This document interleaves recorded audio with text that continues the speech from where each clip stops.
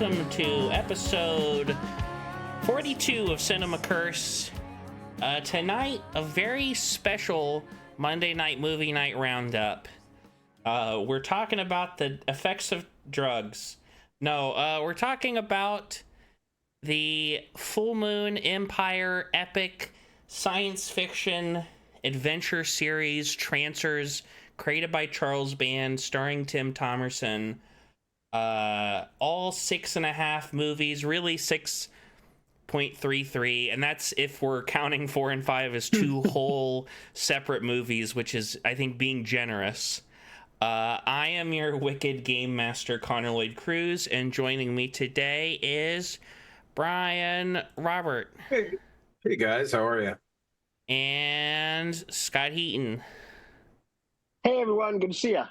And Paul Immerman. Just waving. And our special full moon correspondent, Al Vanderklipp, joining us for the first time since the full moon Halloween special last year. Thank you. It's so good to be back to talk about my favorite subject. Yes, I knew from kind of when I started the show like a year-ish ago, I knew that, you know, one of the sub-series of this was going to be the kind of Monday movie night stuff, and I knew pretty early, I was like, well, once we get through the Trancers series, we're going to do a Trancers episode. So kind of like the Twin Peaks episodes we're doing, this is always something that's been on my mind as something to do. And I'm excited to do it. And I'm excited you're here because you're the biggest, I mean, if it wasn't for you and like, you know, being online friends with you and following you on Letterboxd and seeing you talk so glowingly about these movies, especially the first one, I don't think I would have ever given them really a chance. But I want to thank Marina Sakamoto and her band Shunkin for the use of the song Curse off the EP She Nods for our opening, and it's been 315 days since the strike ended and the AMPTP still sucks. Yeah, how's everyone doing? I know, Scott, you're doing your laundry. Scott's in. He's in the BG. He's deep in. He's like, look, I'm just in the final fold. Yeah. This is it. We're getting there. Well, my thing is doing the shitty thing where it zooms in on a random place, but so we'll switch over. Here's my picture for the first Trancers, is this photo I found on my favorite photo I found online of Tim Thomerson. Very nice. I don't know what this is from. He looks I don't know. Kind of looks like Austin Powers' cousin or something. Yeah. He likes science for sure. Yeah. Al, do you want to give us a summary of the first Trancers film? Yeah, actually, somebody asked me to do this yesterday when I mentioned I was going to be on the show, and I had a hard time summing up in one sentence. But basically, a hard-boiled cop from the future finds out that his nemesis, who he thought he had slain, has actually gone back in time into his ancestor's body in 1984 LA and is back to his old tricks, mind controlling people, turning them into his sort of zombie slaves. So Jack, the protagonist, has to follow him there and take care of business. Yeah. And I do also think a pretty major component of the first film is also the sort of romance between Jack, Deth, and Alina, as played by pre-famous Helen Hunt. You know, they're just like their relationship. I mean, he's a little older than her for sure, but you know, it's not the craziest older guy young woman relationship in movies depicted. So, and he's a hunk. Yeah, well, and it feels very consensual too. I mean, she was already going with this journalist, this Jack Deth's ancestor, before she knew Jack Deth. So she, you know, they were already hooking up, and then he found himself in the mix, and he's even better than this journalist guy. Doesn't that mean he's technically shipping his like great grandmother? Yeah. Technically, but not biologically. Okay. I don't know what that means, but But it sounds really good. Yeah, I really like these a lot. I'm really glad you spoke so highly of these. I mean, I think these are like, especially this first one. Let's just talk about the first one. This is Charles Band's magnum opus. This is the greatest realization, I think, of his like low budget, like just perfectly using all of like the low budget exactly to the best of its ability. Tim Thomerson's great. Helen Hunt's great. Yeah, what do other people think about this first Trancers? It does like the Terminator vibe as far as like the storytelling and now the kind of simplicity of that, which I think was really cool. It was very familiar, obviously, so it just allowed that like extra hold on getting into Tim Thomerson mode. Yeah, I liked it a lot. I was really impressed with the production value, and it's obviously done on the cheap, but it didn't feel cheap. Mm-hmm. And I thought the story was really good, and yeah, all the two leads were really, really great. I was impressed. I know on Monday nights we usually watch movies more akin to like Love on a Leash. Just so bad they're good. Yeah. This one was genuinely like a little gem that we discovered. Totally. Yeah. It was. I think that's why we kind of spread it out for that reason. I think initially, because it was kind of like the thing to do because it wasn't going to be an enjoyable series and not just like a throwaway.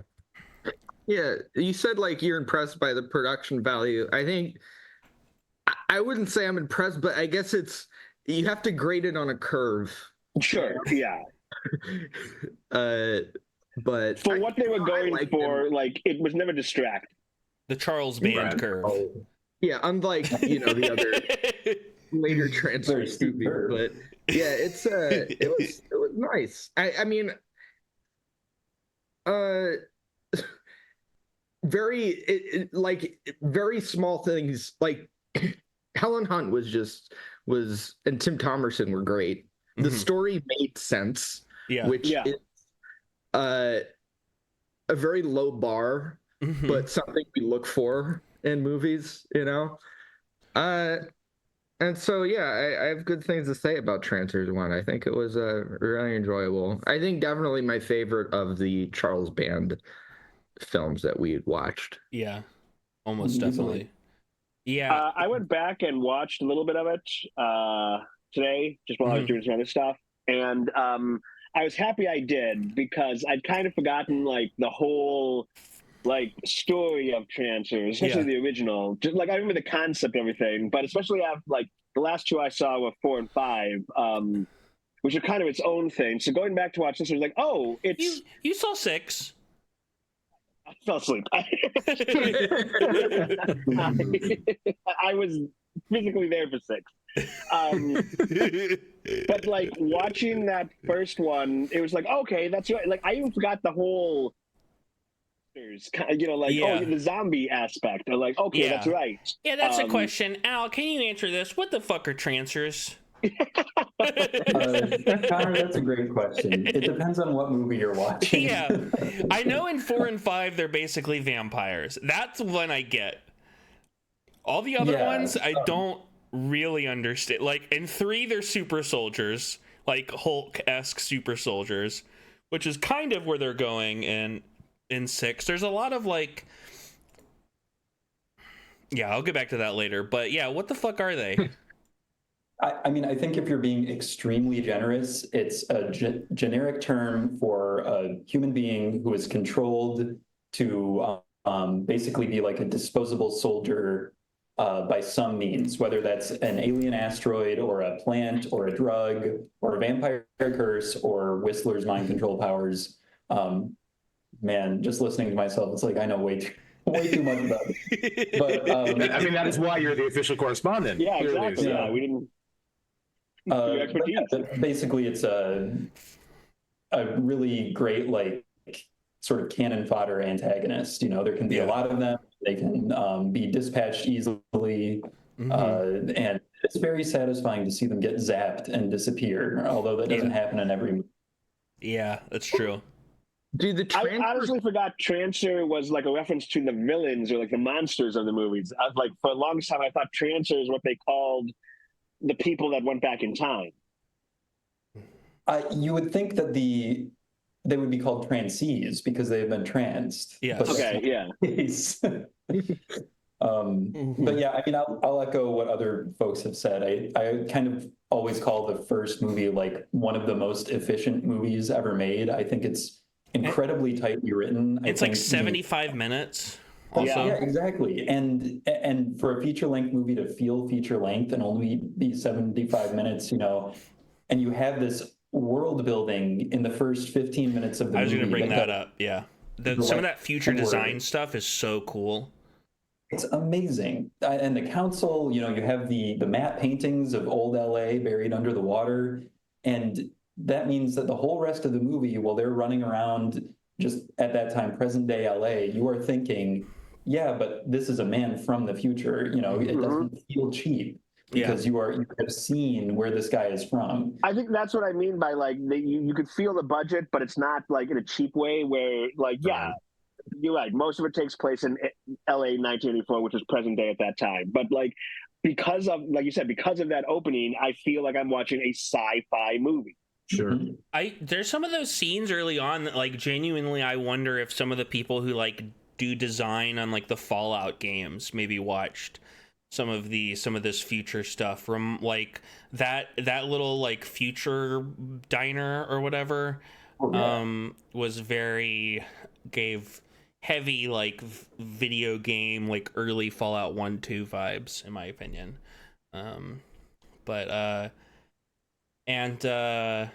Great, yeah, cast is great. I want to shout out specifically Alison Croft, who in 1.5 and 2 plays a young teen McNulty. And I have a picture of her in 2, and I think she looks like, there's a specific celebrity I think she looks a lot like. But she's maybe my favorite character in the movies, especially in 1.5 and 2, where I think she's given even kind of more to do.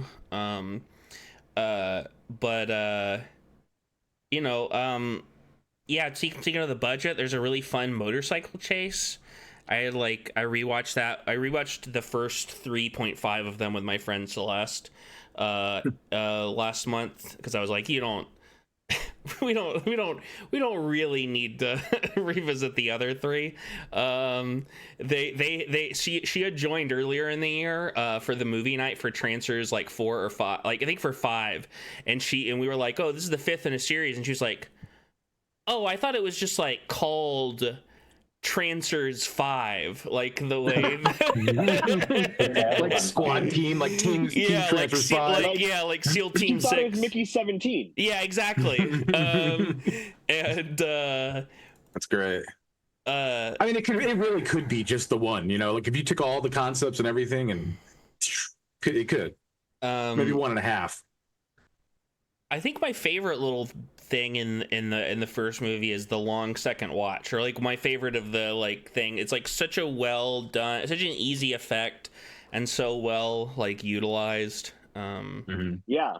And even if it does show us Lino wearing that problematic Confederate flag jacket. That's right. I just love, I love Tim Thomerson, Dry Hairs for Squids. I love him opening up, learning to live in the present. Which I know, Al, you've talked about on your, you had some good. I looked through all of your like Letterboxd reviews again, and like I genuinely do agree. That first one especially, like actually also has like thematic heft in a way. That I mean, and you think about it, he is stuck in the past. His wife was murdered by Whistler, so he goes back to the past to get revenge, but then he realizes that he's always kind of been like a fish out of water in the future, and he feels at home living in the past, which is really his present, so he learns to live in the present, which is the past. Yeah. But it's beautiful. You know, he really makes the most of it, at least for the first movie. Yeah.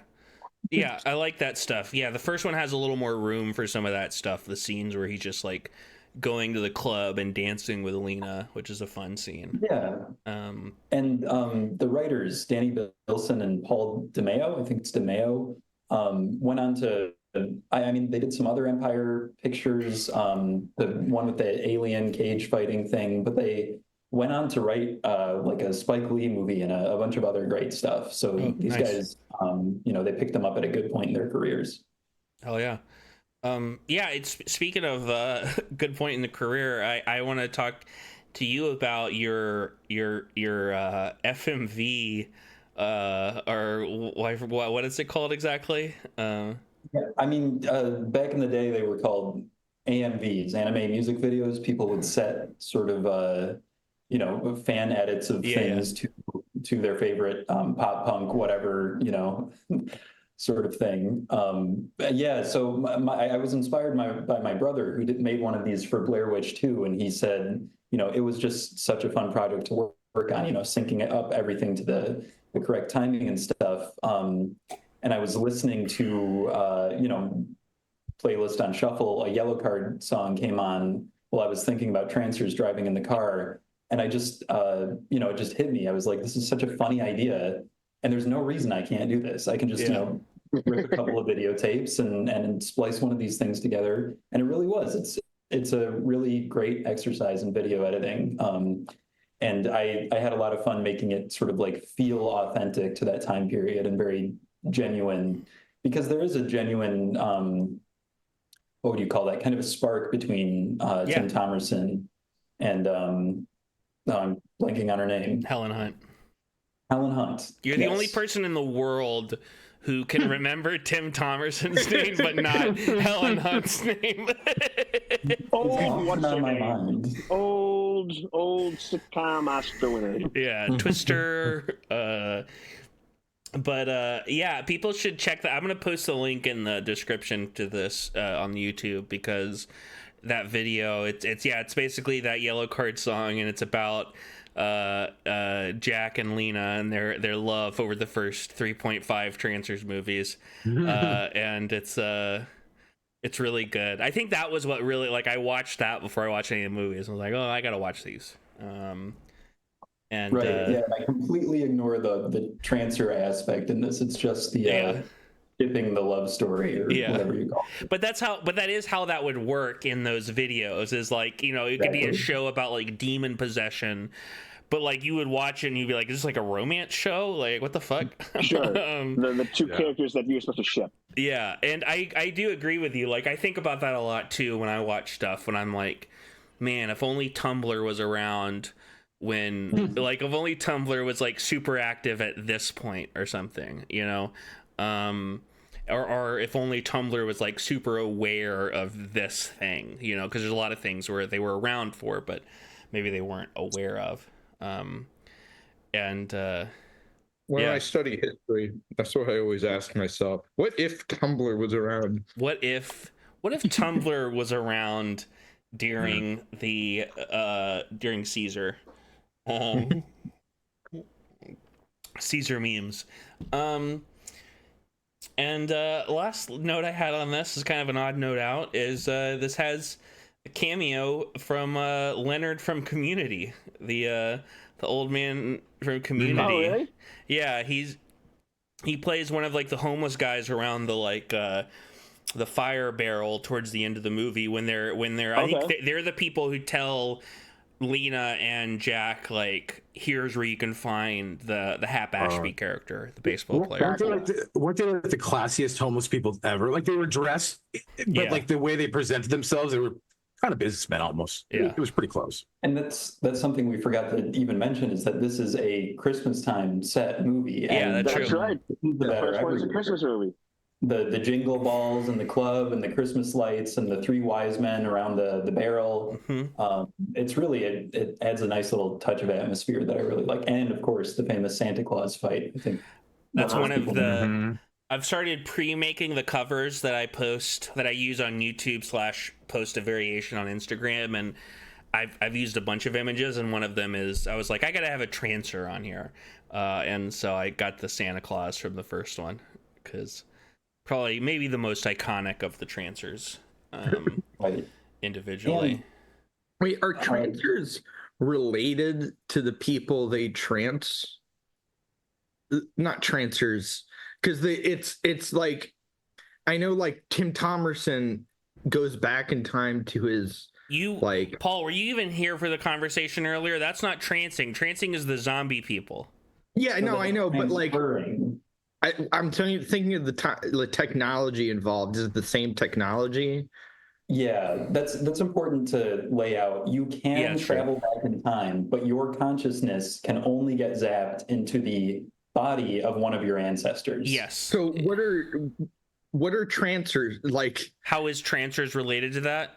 Yeah, It's kind of not. The villain Whistler, who, by the way, amazing actor, almost never did anything else ever. I think he was in like a couple TV shows. He's such a great villain, but I guess he has some kind of mind control power. They don't explain that super well. But I don't know. It's kind of one of those things it's adds a little mystique. You don't know how he does this or why or how pervasive it is. And you can only become a Trancer if you have a weak mind. Seemingly, yeah. Sometimes. Yeah. But I think that's how like Helen Hunt doesn't ever become, you know, like it's convenient of like, oh, you could just turn like some people can, some people can't. Mm-hmm. Yeah, the time travel mechanic, it's kind of like Sliders, except you can be specific and it's only your like ancestors. Which is why you get Tim Thomerson, thankfully, goes into the body of someone who looks exactly like him. Which is convenient. Whereas his boss, played by Art LaFleur, I think in the future, in the past is played by, as I mentioned earlier, Alison Croft, a little 10-year-old girl who plays the character again in 1.5 and 2, like 5, 6, 7 years later, where she's like a teen, like almost adult. Like slamming whiskey. And really good. Like she gets the comedy of it. And she plays it like straight and not like not like a kid trying to be an adult. She plays like you're an adult playing it straight. It's really, and that's like the best way to play it. She's not embarrassed. No. She's a little annoyed by the fact that this is the body she has, but it's not like this is how it works. You got Tim Thomerson's body, I get this one. Moving on. One thing about Trancers series and Charles Band in general is that they're kind of funny. Yeah. Like this one, the comedy kind of works. And some of them it doesn't work as much, but the brand of comedy I like because it's sort of self-aware a little bit, which I mean, not in like a meta commentary way, but it's like, it's like, yeah, we're not taking this too seriously. I think what it does, it like acknowledges the absurdity of the situation where like if this was happening, it would be weird, and like they all deal with it, but they do acknowledge like, yeah, it's kind of weird. This is a very absurd thing we're in. Yeah. But it's not so silly that we're not supposed to take like the stakes serious. Mm-hmm. And I think one of the funniest recurring jokes, one of the only through lines through the series, is that people are constantly giving Jack Deth shit for his name. Yeah. Because it's such a ridiculous name. Yeah. It is a ridiculous name. What's his character's name in Doll Man? Do you know this, Al, off the top of your head? Because remember that being a silly name too. Brick Bardo. Yeah. Hell yeah. That's fantastic. That director often in his movies would have a character called Brick Bardo, but usually not the main character. Hell yeah. That rules. Well, do we want to move on to 1.5? Do we have anything to say less about the original film other than, more than anything, anybody watching this who hasn't seen these 100% at minimum check out the first one. It is the length of like an HBO season finale, and it is so it's shorter than most Stranger Things finales. So yeah. And it looks like it's on like Tubi and a bunch of the free channels too. Tubi. So yeah, I watch and it's good quality streaming. Beautiful. Yeah, I would definitely recommend at the very least that one, probably the second one too. But yeah, and honestly, like this concept is good enough where like if I was Glenn Powell or something, it's time to make like Trancers 2025 with a bit higher budget. Like, I mean, they made that Crow remake. Like, let's get Skarsgård over there. Come on, this would be much better. Do you have a Trancers poster right behind your head, right, Al? Is that true? Yep. Hell yeah, original Trancers. Wow. It's incredible. Yeah, $10. Nobody else wanted it, you know. Wow. I bet that's worth a lot more these days. And just the time and the day that we lose them. I mean, that's everything right there. It will be after this podcast. Yeah, it's gonna go. Exactly. Stock's going up. Well, I'm gonna change my background. So this is Al. Do you know what this background is? Yeah, that would be the sort of poster or trade circular for Pulse Pounders, the never-released anthology film from Full Moon Empire. Of which Trancers 1.5 was supposed to be a part of. Yes. I guess I will... Trancers 1.5, if in my brain... It feels like a TV pilot. It feels like a TV pilot for Trancers the show in a lot of ways. But it's basically just like another little mini adventure in Trancers. Jack is back in time. He's a PI. His relationship is on the rocks with Lena. Baby McNulty shows up because him and Grace Zabriskie, which is cool that she has a little small part. His worst enemy has escaped. Actually, there's I have a note to myself in my notes that I should just read the Wikipedia description. So I don't even remember this.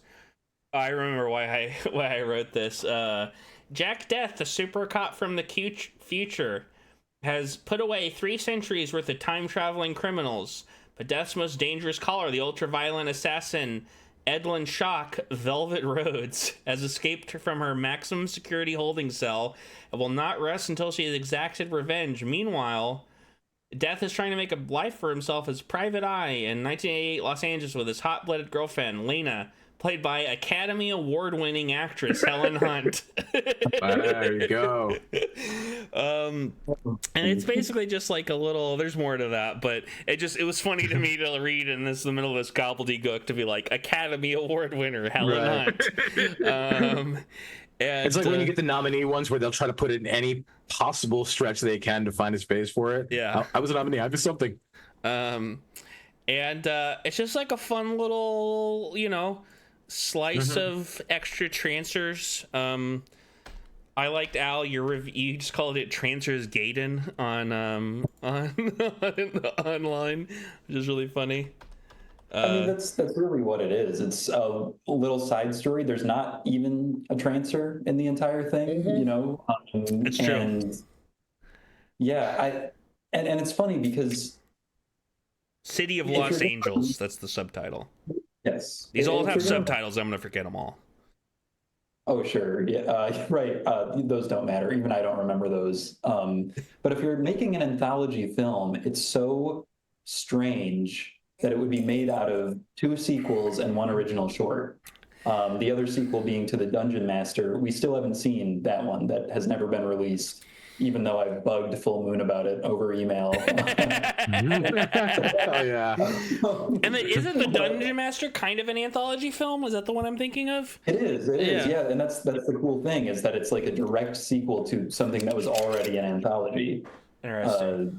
Yeah, would love to see whatever that is. I think there's like a minute of it on the City of Los Angeles DVD, which, is maybe all we'll ever see. But yeah, I mean, personally, like this, I flip back and forth with this one, and the first one is my favorites, just because I think this is even more simple, more boiled down. As you said, Connor, it's basically a TV pilot, and that's probably what it was intended to be. And my sort of mantra about the series is that if it had been a TV show, people would still be talking about it today. I mean, I'm still talking about it. We're talking about it, but like it would probably have had like a Star Trek style appeal, and in the streaming era, people would have gone back to it and rediscovered this amazing old series. Where or at the very least, like a sort of like Red Dwarf or Stargate or something like that. You know what I mean? Like one of those like more culty series that like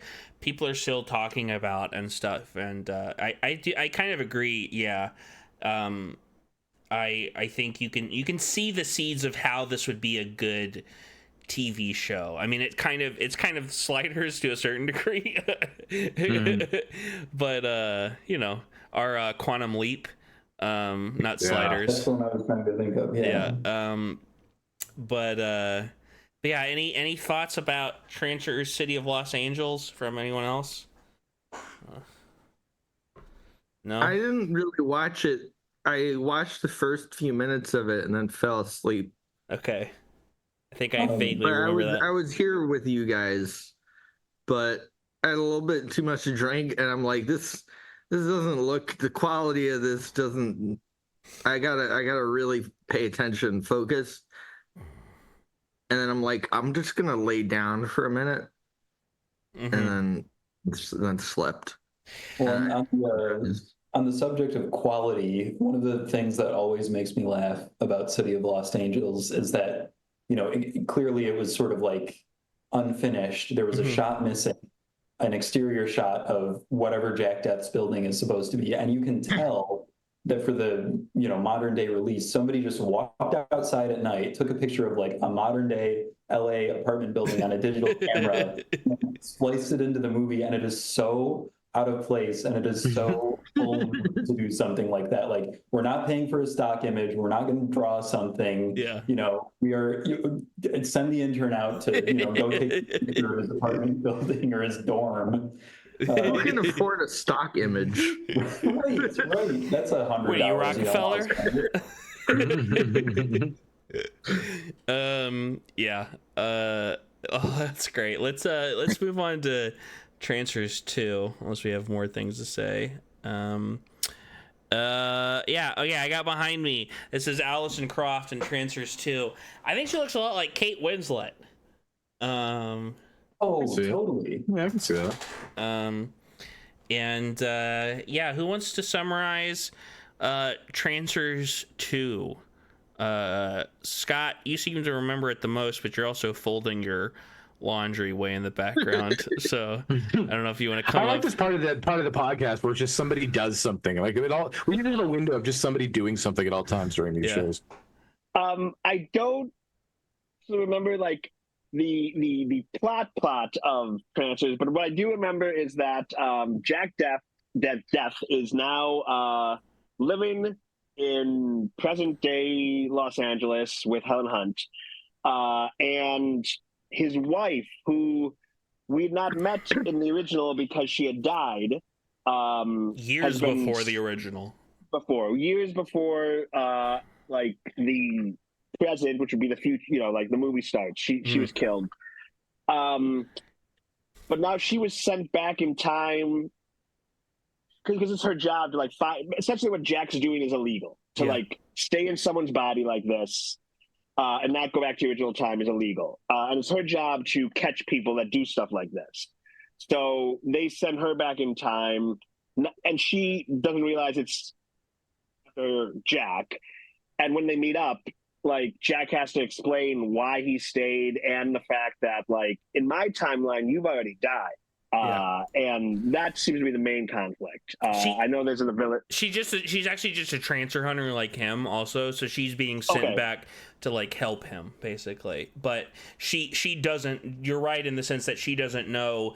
For her, she's still married to Jack Deth, and she's still alive, and she saw Jack, like a day ago, and they smooched and fucked or whatever. And for probably both. And for Jack. It's been, like half a decade or more since she was even alive. And to be honest, that is essentially the plot. It is essentially just and then the first movie, it's like Whistler's brother or whatever, which lets them do a funny joke about isn't it the painting Whistler's mother or whatever? Or yes. And yeah, but the core of it is a kind of like reuniting the main characters and then introducing this other new main character, this ex-wife slash still kind of current wife, because she's alive now, and kind of seeing what happens. I know, Al, you were kind of talking about there's a sitcom quality to this one, which I don't entirely hate. Yeah.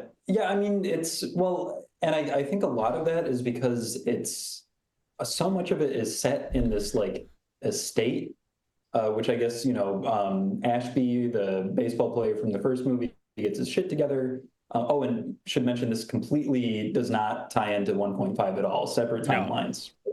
So this is a direct sequel to 1, where they're still protecting him because he's related to, somebody way up the line who's a politician or something, so nothing can happen to this guy, so people are still after him. I can headcanon them both happening, where in between 1.5 and 2 is when Hap got rich, and so that's why that's happening. You know what I mean? Totally. Yeah. Okay, that makes sense.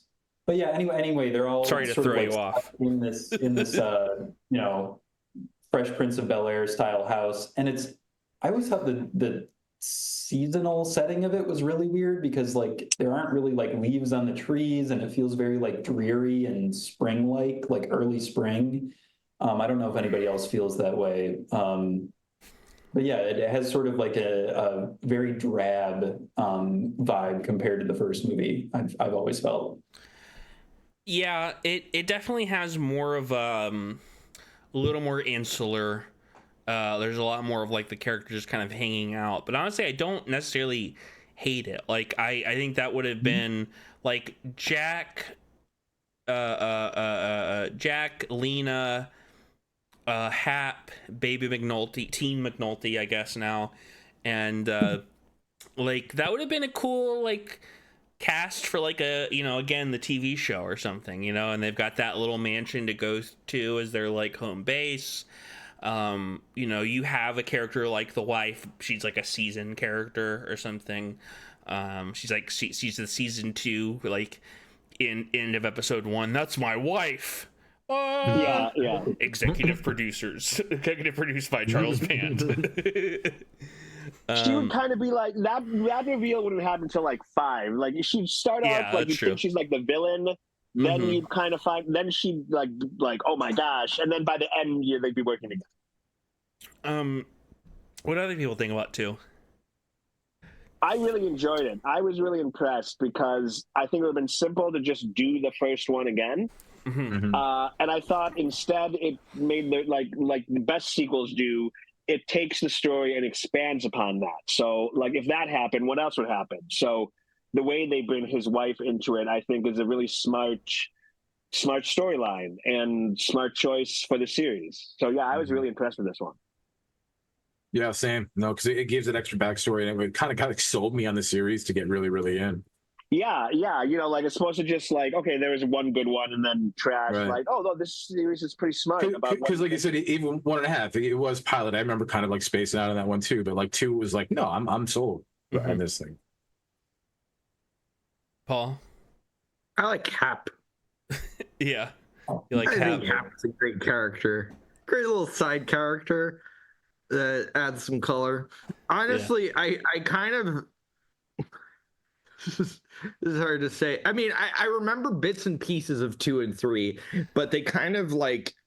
the parts of them kind of blend in together. And it's been a while. There's a reason why it's been a little while since I've seen them. I rewatched them last month with Celeste. I mean, one, I wanted to show them to her, but I was also like, listen, I'm about to do this Trancers Special next month. Can we bump this up the list of things we want to watch?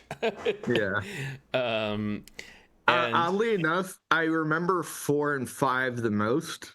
Yeah. Well, we just watched those. We watched those like a couple months ago. Well, and the recap all 4 at the beginning of 5. Yeah. What was that, Al? Oh, that they recap 4 at the beginning of 5, and you feel like you're watching the whole movie. They're the same movie. It's one movie, but we'll get to those. 2, there's a great new cast, even if it's kind of underused. Jeffrey Combs. We got. I thought that one lady was Barbara Crampton until Barbara Crampton showed up. I remember the first time I watched it, and even when I rewatched it, that lady who's like with Jeffrey Combs the whole time, I was like, oh, is that Barbara like, it looks kind of like Barbara Crampton. Is that, like, I know that's Jeffrey Combs. Is that Barbara Crampton in, like, some old age makeup or something? And then, like, you know, 2/3 of the way through, Barbara Crampton shows up, and I'm like, oh, that's Barbara Crampton. Like, I know her, like, Australian legislators with porn. I know Barbara Crampton when I see her.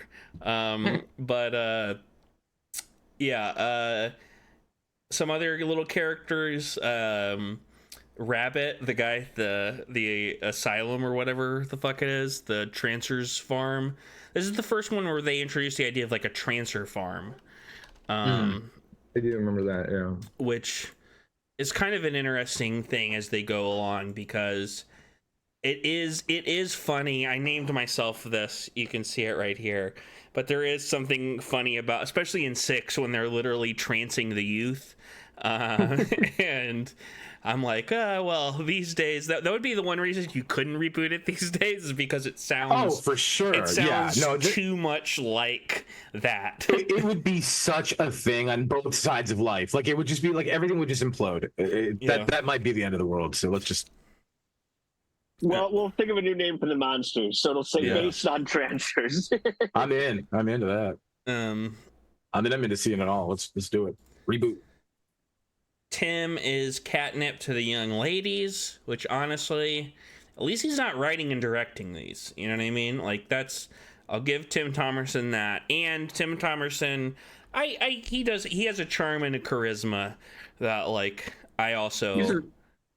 He's rough around the edges, but has a kind heart. Yeah, I get it.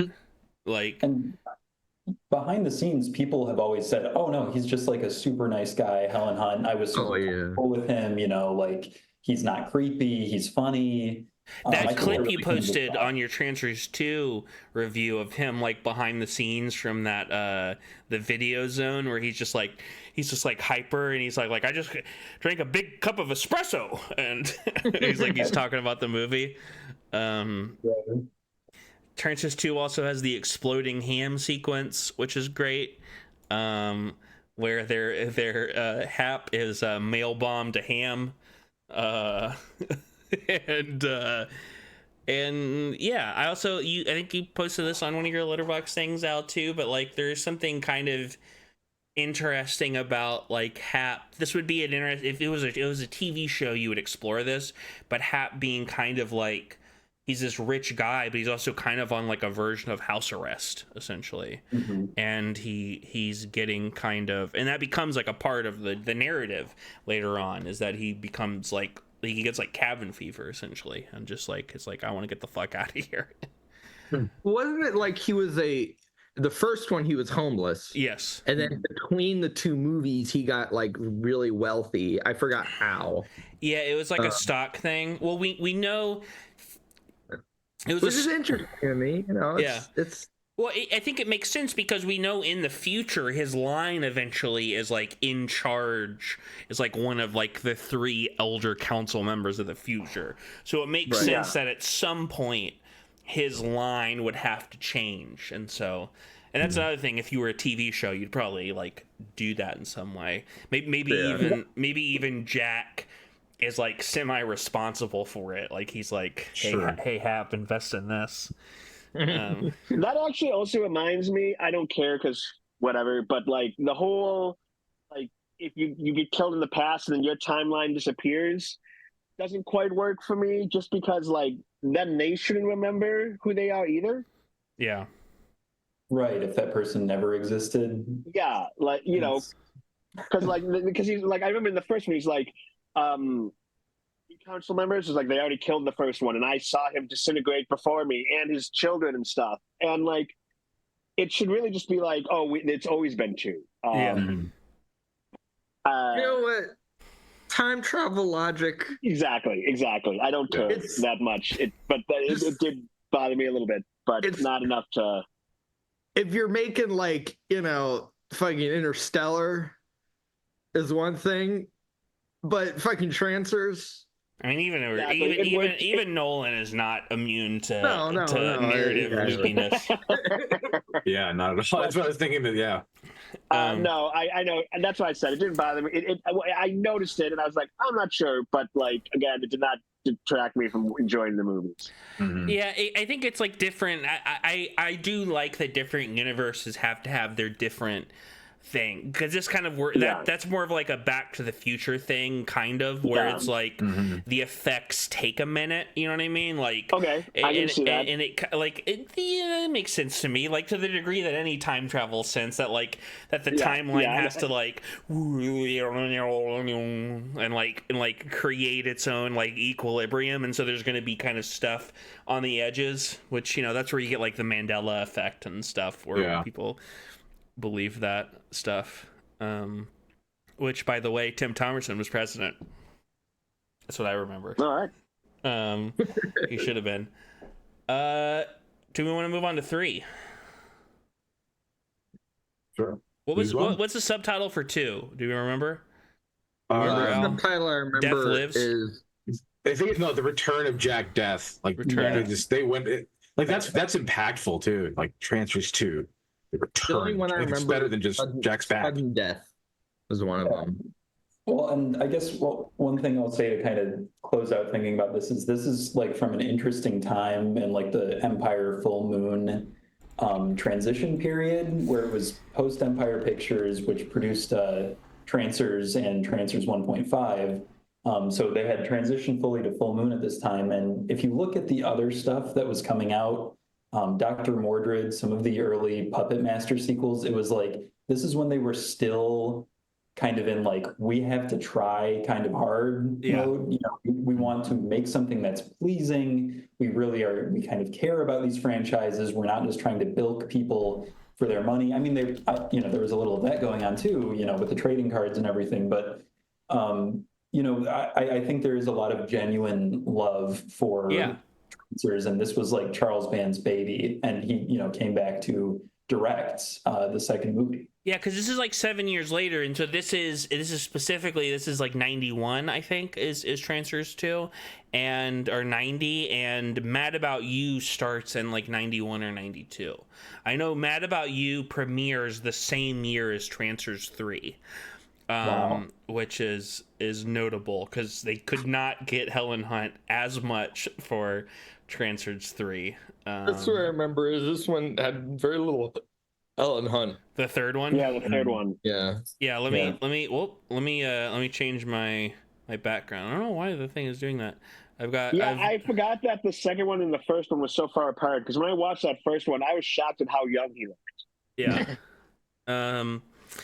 I've got behind me the bad guy from Hellraiser, who is the bad guy. I mean, he's also the dad from Hellraiser, but I think of him as the bad guy because at the end of the movie, he's the bad guy. Mm-hmm. He's the guy. He's the Jesus wept guy from Hellraiser. Wept. And he rules in this. But does anyone want to try to summarize Trancers 3? Oh boy, that's tough. Hey, if that's coming from the correspondent, we're all in trouble here. You're the expert. We're done, guys. That's it. Pack it in. Yeah, it's definitely the horniest Trancers movie. I think I'd say that hands down. Yeah, I would say So this one's about it's about the origins of trancing, kind of. They kind of leave Helen Hunt behind. She's in this one a little bit, but she's basically in like 2 scenes. We kind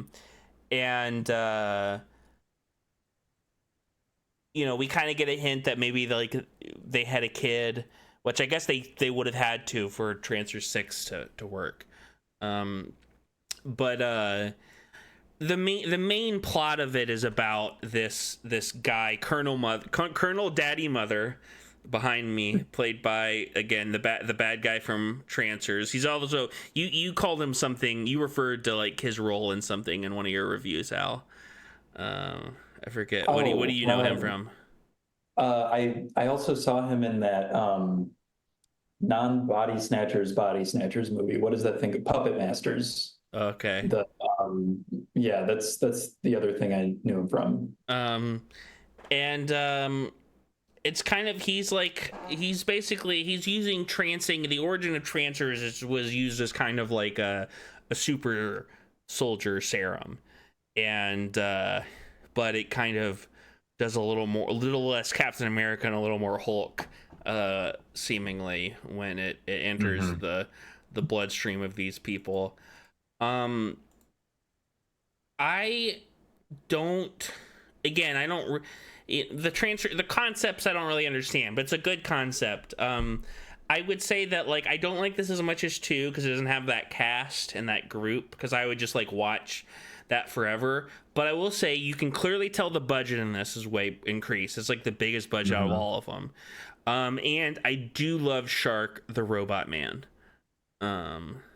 He's definitely that's right MVP of this movie.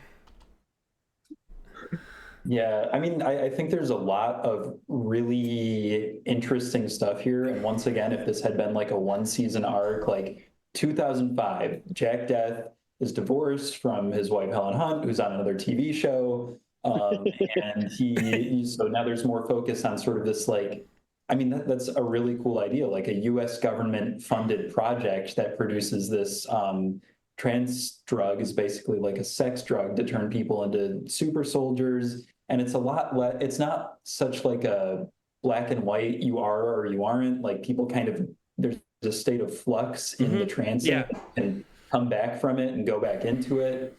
I mean, I think there's a lot of really cool stuff there. Most of all, that Jack Deth is like this Saul Goodman like TV personality. Yeah, I love that TV commercial. For his shitty PI firm, and he's totally washed up. I think that's great. I love some of those sets. Those are very like TV looking sets, and like they look impressive, but they also, like, the bar set looks like it would be like fucking Saved by the Bell. Like, if they, like, the college years, like, that would be the bar they would go to. And then there's that underground, like, the base set, which looks like a Star Trek kind of set, which they like reuse a couple of times to be like different. Like, at one point they're like, oh, it's also the gym, I guess. It's not and some of those costumes are really cool. But it's the uniform, like black and white, or black and purple uniform is so awesome. I honestly, like, 3, not one of my favorites, but it's kind of worth watching for the production values alone.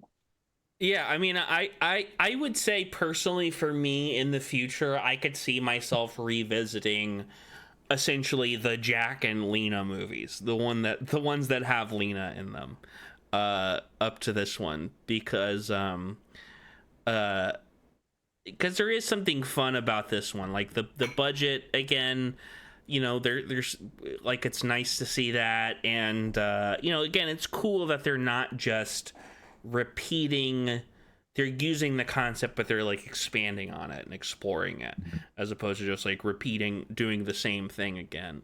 Though, to be fair, at a certain point you get so far from the concept that it's like, is this even the same franchise anymore, which we will get to in a second. But what do other people think about Trancers 3? This one I honestly don't remember. Like, it's hard for me to differentiate what happened in this one from the second one. Yeah, to be honest, that's the way I feel about this entire series in a way, other than a few key points that we're about to talk about. But, this runs into one big thing. I remember enjoying it. I enjoyed them all. Like, I was always happy on Monday nights when we were going back to the Transfer series. That was it. I think that's going back to like how we spread it out. I appreciate it because every time I was like, oh yeah, another Transfer's coming up. I'm kind of bummed we're done. Yeah. I want to give a shout out to the totally unrecognized actor Stephen Macht who's in the Brad Dourif Rat movie. He's in Amityville 1992. He's in Trancers 3, 4, and 5, and pretty much nothing else. But I have never seen like a D-list actor put their whole ass into every single performance like this guy does. I think he's like the councilman. He's the council member, right? Mm-hmm. Yeah. Yeah, and he is always like so good. He's very, like a very big man, so he's usually kind of intimidating. And I think he's with Jack's wife in the future, right, or something like that. Yes, he's like part of like the resistance when they go to that scene. Right. Oh, that is so cool. And then I think he's the guy who in 4 and 5, he's like the council member who's like waiting for Jack in like the TCL booth or whatever the fuck it's called. TLC, the Tender Living Care booth. This does talking about the comedy and stuff. This one does at the end when it does like him and Shark, and he's like they're in the future, and he's like this could be the beginning of and then Jack looks right in the camera. Forget it. It is. It's fun. It's fun because it's Tim Thomerson, you know what I mean? Like it's one of those things where, you know, Tim Thomerson feels like I wish I could watch like a movie. I wish a movie had been made at this time that starred like Tim Thomerson and Bruce Campbell, because they have that same kind of like B movie star quality where you're like, man, like these guys have. Like, I could see an alternate timeline where either of those actors becomes, like, actually a huge star in some way because of, like, some fucking TV show they're on. You know what I mean? Yeah. Something hits. Just something, yeah. Yeah. Do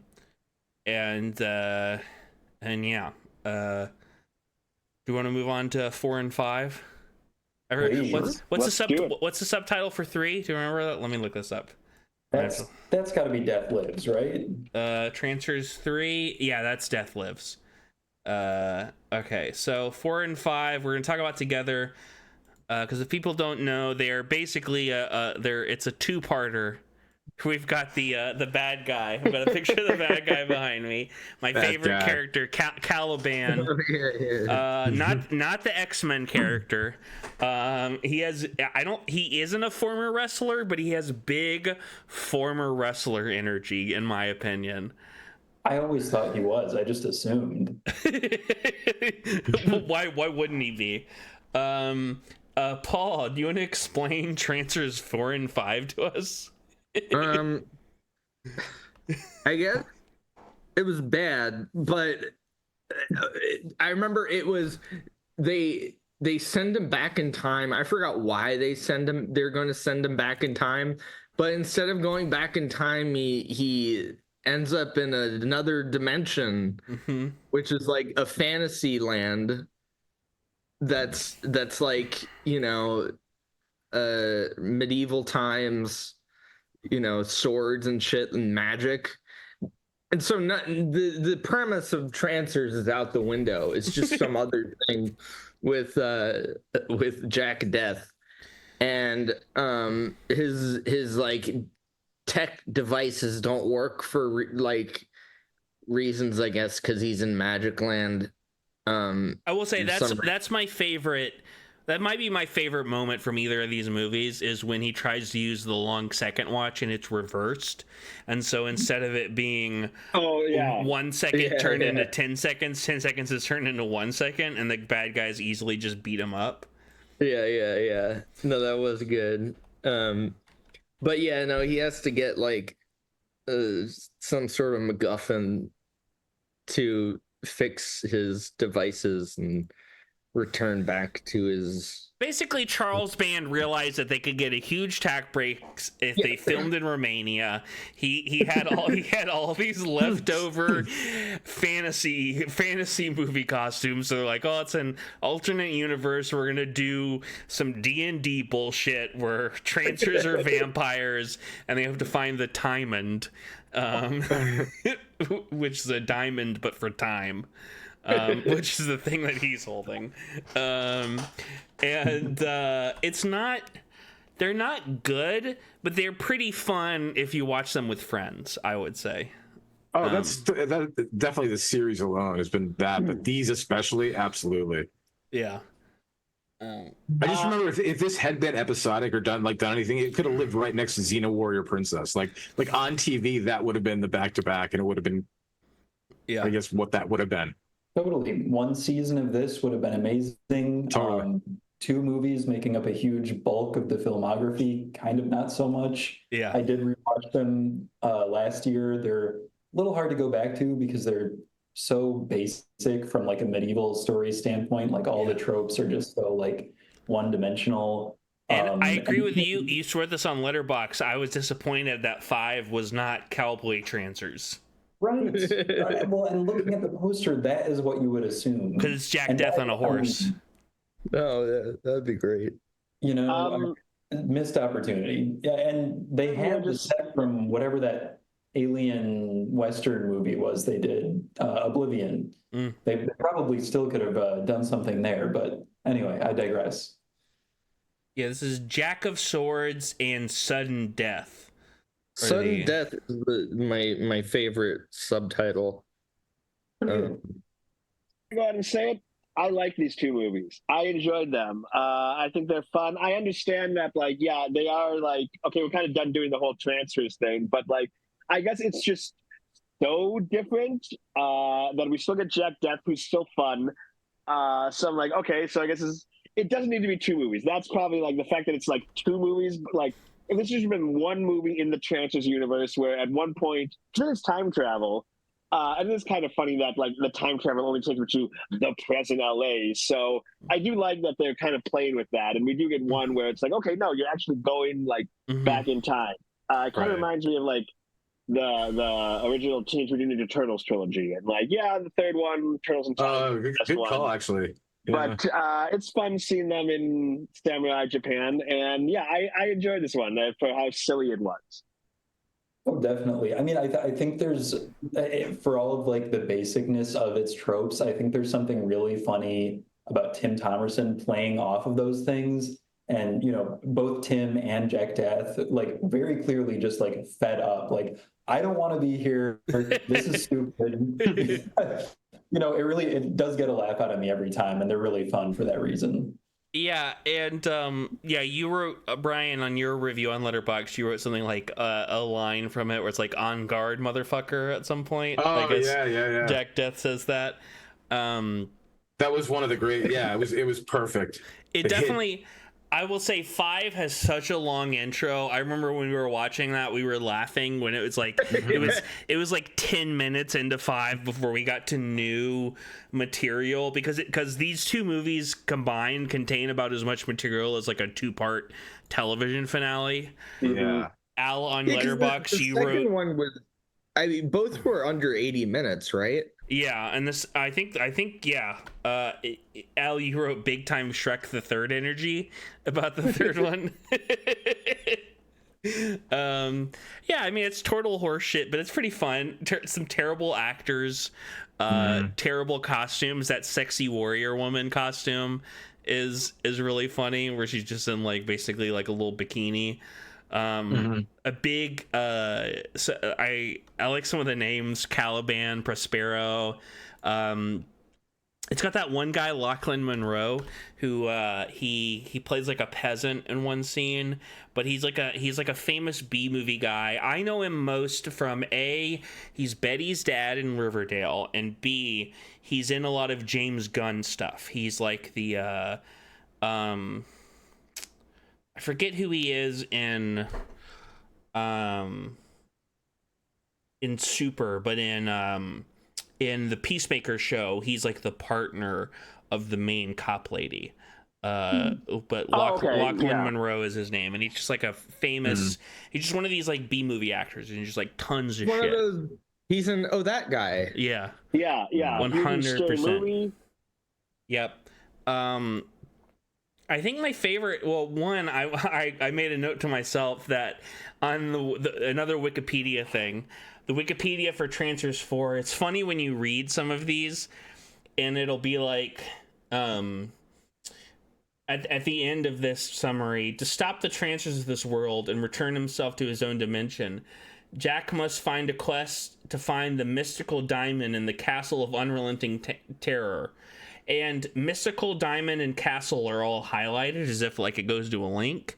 And when you click them, it goes to the pages for mysticism, diamonds, and castles, which is funny, which is always just funny to me when there's a description and it goes to the most basic versions of the words. But also I think more than any of these movies, these two had such a like FMV, like look at this shit aesthetic of like this is like Zork 2 or whatever. Such a weird like that's the one thing I'll give them is they have a cool looking like corny aesthetic in a way that I think is fun. And I know it works. I don't know, Al, you said you like rented them because you said the Tubi versions of these have a bunch of are like all sped up or something or are slowed down, and so you rented them. It's also there's like some VHS extras. Yes, yeah. So at a certain point, and I don't know whether this was deliberate or not, it could have been like a transfer thing, but there were certain movies released by Full Moon on Tubi that were slowed down by 8 to 10%. You could tell the dialogue would move so slowly, and the action was not right. And I assumed the worst because Charles Band loves money. And if you get one more ad out of your 75-minute movie, now it's a real movie. But there are any number of reasons that could have happened. I don't know if that's still the case because I've owned them on video since then, and I have rewatched them on video. But if they're stretched out to 90 minutes, you'll notice.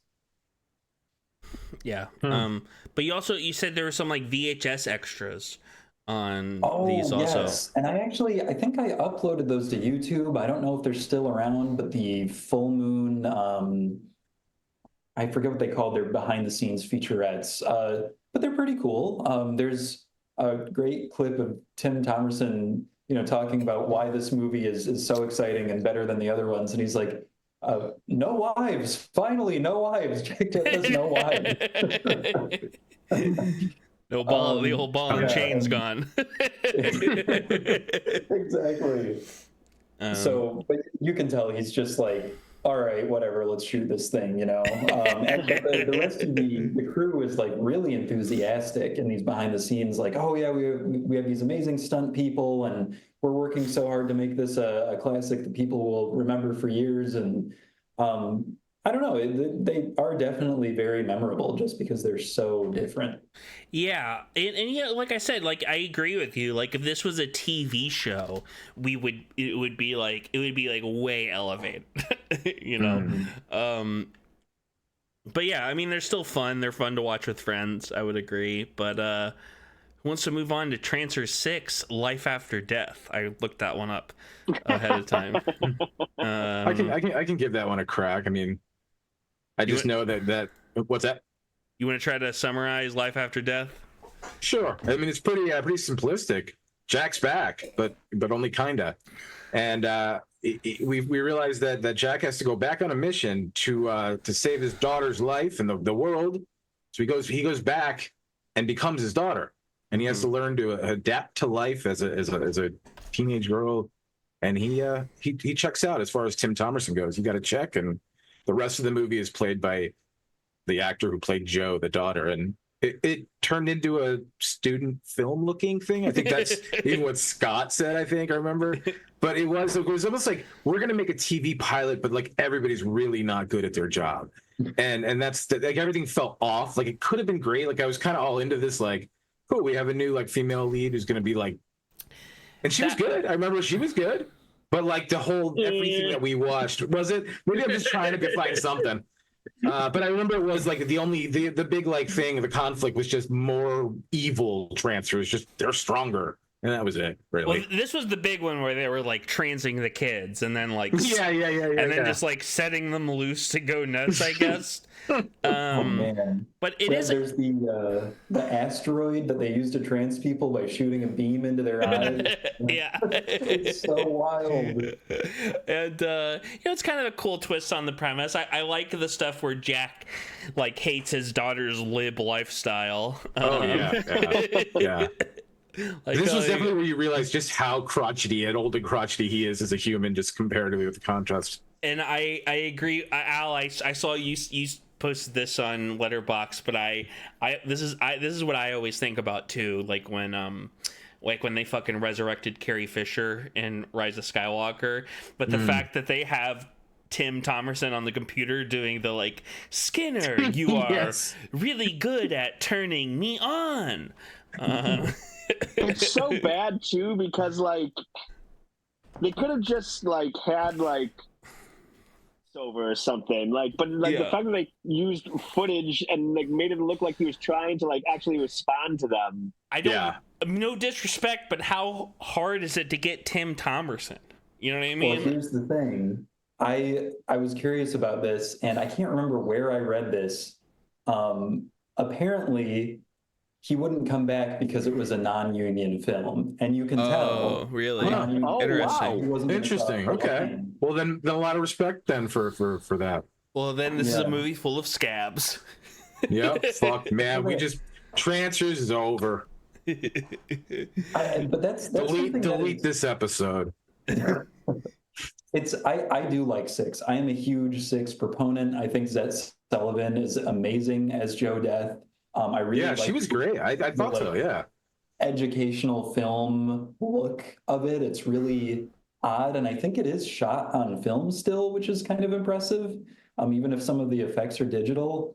And I just want to know the backstory of this. Nobody cares enough to dig it up or. Yeah, I was wondering about that too. Yeah, but, how was this made? Jay Wolfell, most famous for this sort of sleepy, scary movie called Beyond Dream's Door, very like trippy and abstract, taking the keys to the Trancers series and doing this like out of left field reboot in the early, 2000s probably? Yeah, something like that, yeah. It's just so strange. Why would this happen? Why resurrect it? Why then? And why with this person and this budget and this weird location in the middle of nowhere, it looks like. Yeah. It looks like generic Santa Clarita is where they found, basically. It was like that was a cheap spot, probably. Yeah, but they did shoot on 35, so there's costs on that. I like that we go back to some of the basics of stuff, but I do think that it's missing. One, it's missing Tim, and it's just missing. Yeah. It's missing that Full Moon doesn't have like big budgets, but they have a little bigger budgets than this, and so this is missing that Full Moon shine. Full Moon, they're at least real movies. They're low budget movies, but they're real movies. What I said is this movie felt like a bunch of college students made a Trancers fan film. Yeah. It is for sure that.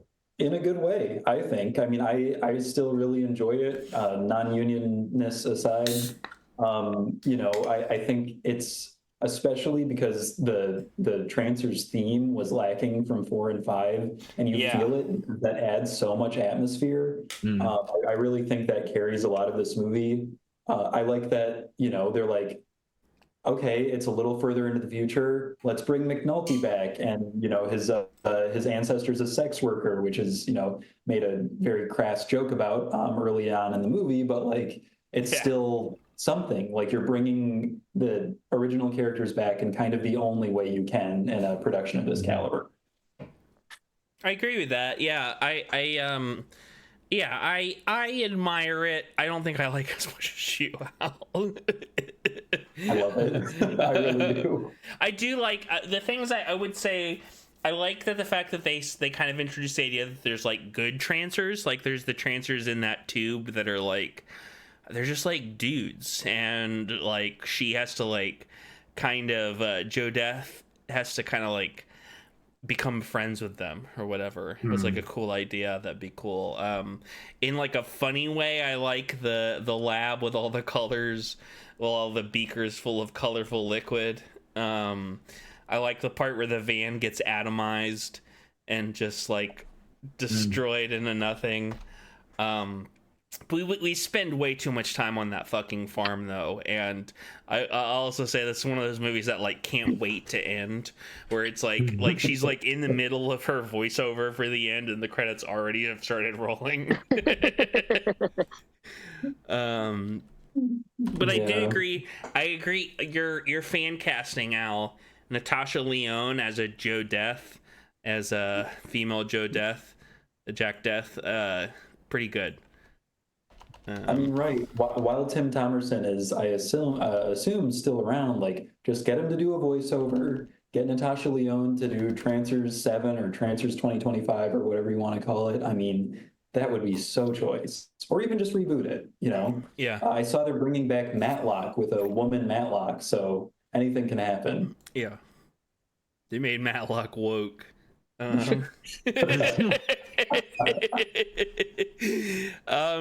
Well, do we have any other thoughts about 6 before we want to talk about this? We'll briefly talk about the series as a whole and just feelings and what other things could happen. I assume everyone's good. I'm talking about 6.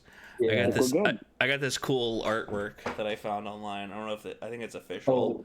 Oh no, I like it. I have a funny story. I think that's from the soundtrack, which I was a little hard up for cash a couple months ago, so I sold the record to a record store. A couple weeks later, a friend of mine was like, "Hey, I saw this in the record store. I bought it for you because I know." That's kind of dope. That's really great. sweet. Hell yeah. That's a great story. Yeah, I mean, I think I don't want to upset anyone, but like in the same way that I think about every sort of like in IP franchise, I think it should just die.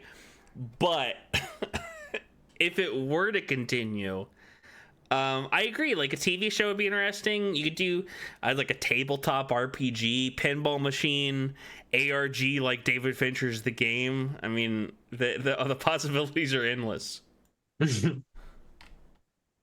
What do people think? I love that. There's room for more.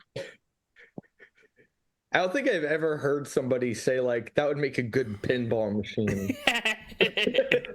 Oh, what? Yeah. I think that's just like a picture on a pinball machine. But I will say these days, Scott, do you know anything about like the pinball scene? Because it's like a whole thing. It's like, intense. Yeah, no, I was unaware. I know a guy who's into it, and I went to like separately from a separate thing. I went to like a birthday party years ago that was at this crazy pinball. And modern day pinball machines, it's like with Oh, that was me because I was playing all night and you were like next to me at Casey's. No. This is a different. Oh, is this a different? Oh, copy. Okay. No, this was crazy. It was like somebody's like private pinball machine collection. What? And oh, wow. It's like a thing. It's like with home video stuff where it's becoming, there's like less pinball machines, but the pinball machines that do get made are like really elaborate and fucking crazy. Okay. You know what I mean? Like there's a James Bond pinball machine based on specifically the Sean Connery movies released a couple years ago. People should look up videos about it. It's like fucking nuts. I just played that. It was really fun. It's really cool looking. Yeah. Little figure of him with the jetpack in the corner. Yeah. They're like real. They're like super, like way more elaborate than old pinball machines. Okay. Yeah, I guess you're right. We don't see like Avengers pinball or Twisters pinball. Where you'd see all that shit. Yeah, there's a cool pinball bar like down the street from me. Well, it's like a retro wave. Oh, the one up one. Player One. No, is that yeah? Okay, well, don't dox yourself. Like the what? Well, it's such a big area. It's so generalized. Down the street is like every LA saying in the world. Yeah. Just down the street. Yeah. Well, no. This thing is cool, but I'm saying like most of it is like retro, like old pinball stuff. But yeah, there's like a few like new pinball things, and I like didn't even know that they were still making pinball machines. Yeah, that spot we went to in it was in Silver Lake, I think, and that was that they had a bunch of the new ones too, and it was fun playing all those. Yeah. It's definitely become much more boutique thing. But Al, what do you think, Al? What do you think? What would be the best like future for Trancers? Besides just giving the rights to you. Which would be pretty good. Well, like I said, Natasha Lyonne in the casting. I'm not a big fan of like this thing they're doing with the Friday the 13th, Crystal Lake TV series. I don't really love when something that was a film series becomes a TV series. They're doing it with Blade Runner. But I do think that, especially to set it in like the now modern day, but if you could somehow retain the look of, the future as they envisioned it, 40 years ago in the future scenes, but then bring people back to now, kind of have Jack Deth play off of the modern day state of everything, throw in a couple of woke jokes or whatever you want to do. I mean, especially if it's a woman, playing the role, I think it would be hilarious. And there's still so much to explore in terms of like, the Trancers. One of the first lines from the first movie is about, singeing Whistler on the rim planets, and you never get to see anything off of Earth. I think that would be very, very cool to explore something like that. And a lot of these people are still around. Thelma Hopkins was in. She plays. Oh gosh, what is her name? Ruthie. In early films, she was just in the fourth Matrix movie. Oh yeah. Tim Thomerson, might be able to do a voiceover. Is he retired largely? Yes, yeah, and I have to say, small Jack Deth cameo in Evil Bong. In I was gonna ask you about this. We've thought about that going that looking deep. Good, not looking good at all back then. So I don't know what kind of state he's in now. That's with all love to Tim Thomerson.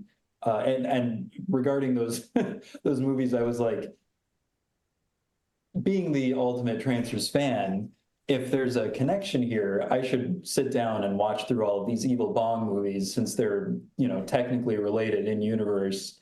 After that first one, I was like, no, even I can't stomach that. Yeah, one day. I'd love to get Beyond Fest, if Beyond Fest is listening, and they aren't, next year, screening of Trancers with Tim Thomerson and Helen Hunt. That's the important thing. I want to know what Helen Hunt, like, her memories about this. You know what I mean? Because it sounds like she had a fun time. She seems to, like Tim and stuff. And, it's not like, unlike other, it's not like Marina Sirtis with like Death Wish 3, where she's like having to film horrible stuff or anything. Helen Hunt just got to be Helen Hunt, just got to be chilling, and she had to smooch Tim Thomerson a little bit, but there's worse guys you have to smooch. Got to smooch Tim Thomerson. Got to smooch. Had the privilege of smooching Tim Thomerson. I agree. But yeah, no. I mean, I'd love to see some sort of, retrospective, or some of the people talking about it, especially Helen Hunt. That would be really interesting, honestly. Does anybody else have any thing else they want to say about the Transfer series before we move on to our last big segment? I'm glad to have done it. I don't know if I'd rush immediately back to redoing it, but I definitely, especially those first couple, I would rewatch again for sure. Yeah, they're worth taking the dive, I'd say. If this has piqued your interest, I'd say do all six. It's worth. Yeah. Oh yeah. Absolutely. Long. Like get your feet wet. No, go for it. Because I'm saying it's a rewatch, but anybody should watch. Absolutely watch them all. They're the longest one is like 85 minutes. So yeah. And in regard to the first one specifically, I mean, I have shown this to so many people. Every single person, even the greatest skeptics in my life, by the end are cheering on Jack Deth and Lena.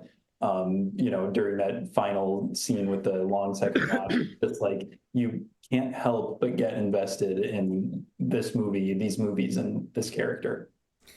Yeah, for sure. Yeah, I mean, like, very genuinely, like, we have a very small audience here. It for some reason, for some fucking reason, we do? for some, yeah. I thought there was like 20,000 at least. Damn. Man, you For lied. some You fucking lied. reason, the Mad Max episode has like 10,000 views on YouTube. I don't know why that one does specifically, but everything else is like way less than that. But like, it probably got shared by somebody who does have more of a following and more clicks that way. Yeah. But you think one of the like 10 episodes with Jason Steele would have made it, with Charlie the Unicorn himself would have made it to the top, but somehow the Mad Max one does. But who knows how the algorithm works. But like, very genuinely, like, one thing I think we always emphasize this, even when we're shit talking a movie, we always like talk about how like you should watch this, other than maybe like Strange Darling, which just sucks. But like every other movie we've ever talked about, like, people should watch it, because like, even if you don't like something, how can you have an opinion about a movie without watching it? Like, fucking stupid. I think even in my, like, just because I saw that Speak No Evil last week, the reboot of it, and I think in my review I was like, hey, this is that from the original versus the second, but they're movies, go see them. Yeah. Like, at the end of the day, like, see everything, because that's why I feel like sometimes when we have our opinions, you don't feel like first year film bro where you're so edgy on it. Yeah, it's prospectively gone because you've had so much time to think of different angles and see things multiple times. So consume. My least favorite thing for someone to say is to say, like, don't see this film, because like, absolutely, both from a perspective of like, one, people should see stuff, and two, I always get angry about it, where it's like, you don't tell me what the fuck I'm gonna see. I'll see whatever the fuck I want to see. And but beyond that, like, Trancers, especially the first one, genuinely is such a good, sci-fi adventure romance movie, I guess, is like the way I would put it. I mean, that's a lot of his motivation, really. Yeah, it's like such a fun movie, such a fun franchise, and it's cool. Like, I think if I could have any sort of legacy, if this show ever became a real huge thing and had a legacy, I would hope more than anything it would be to champion stuff like this, because it really is like this is what it's all about, like, people using these low budgets to make something. Sure. Or like Bad Ben, which we've talked about, at least the first one. Again. We went in with the hopes, I think, of Trancers. With that, we were like, Bad Ben's a banger, this is going to be the series. Al, have you ever seen Bad Ben? You should watch that this Halloween season. I'm curious. Watch the first one. The first one's actually legit great. It actually inspired was it the director Barbarian? Of Barbarian? Yeah, it was one of his like things. Yeah, I didn't know that. Trancers, it's fucking great. What a good little series. What a good the little movie that could. But I think it's time for there we go. Connor's Wicked Games. Every week, like Jigsaw. I used to really like this song. I like to play a little game sponsored by Chris Isaac. This week, I think last year we did more of a trivia game for the Full Moon episode. I said, fuck it. This week we're gonna do a goofy game. So this week we're doing Trancers, Trans, or Trains. I'm gonna read y'all someone's name. You all have to tell me, are they A, someone involved with the Trancer series, B, someone involved in the trance music scene, C, a notable trans person or trans academic, or D, fantastic, someone involved with the history of trains of all kinds, real kinds. So not like the guy who created like Thomas the engine or whatever. Like he's not involved, but like it could be any sort of trains. For 1 point, and funnily enough, just to say, the trains and trans are actually more related together. You're just doing it different terms. Yeah. For 1 point, you got to tell me what they are of the four. For up to 3 points, tell me specifically what they are notable for. And I say up to 3 because, like, if someone guesses it exactly and then someone kind of half guesses it, I'll give like different amount of points. I'm gonna get 0 of these. I predict. I doubt that. 15 of the 17 of these work like this, but there are 2 hidden, unique ones worth extra points, which I'll explain. One, there is a hybrid, aka 2 of the 4 things. It's 2 of the 4 things. Okay, so like it's a trans person who invented a train or something like that. Something like that. You get 1 point for being half right, 5 points for being whole right, and another 3 for guessing specifically what they are notable for. And if you try to guess the hybrid on something that isn't, I will give you half points if you're partially correct. And then 2, there is one of these that's none of these. That's just an odd one out. You'll get 5 points. Connor creation, original. All of these are real people. Okay. You'll get 5 points for identifying and up to 10 points for telling me what they are notable for. I'll give you a hint. It is very, very abstractly related to one of the 4 main things.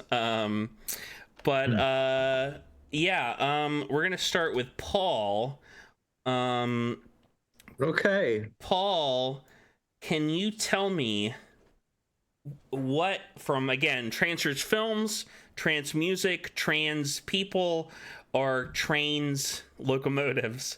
What is Tim Thomerson from, and what was he known for specifically? Oh, I know him. He's an actor. He plays Jack Deth in the Trancers series. Scott? I'd like to go with Paul's answer. Yeah, I think that is correct. Interesting. Brian? I'm just reminded of when we did that game with the Rosemary's Baby, and you gave that easy first question, and I was like, am I missing the point of this game? Kind of thing. And that's right. You got to start this way. But Tim Thomerson is definitely the transfer man himself. And Al? Never heard of the guy. Well, I'm just gonna give everyone 4 points because that's the intro one. Question 2, Scott, John D. Rockefeller.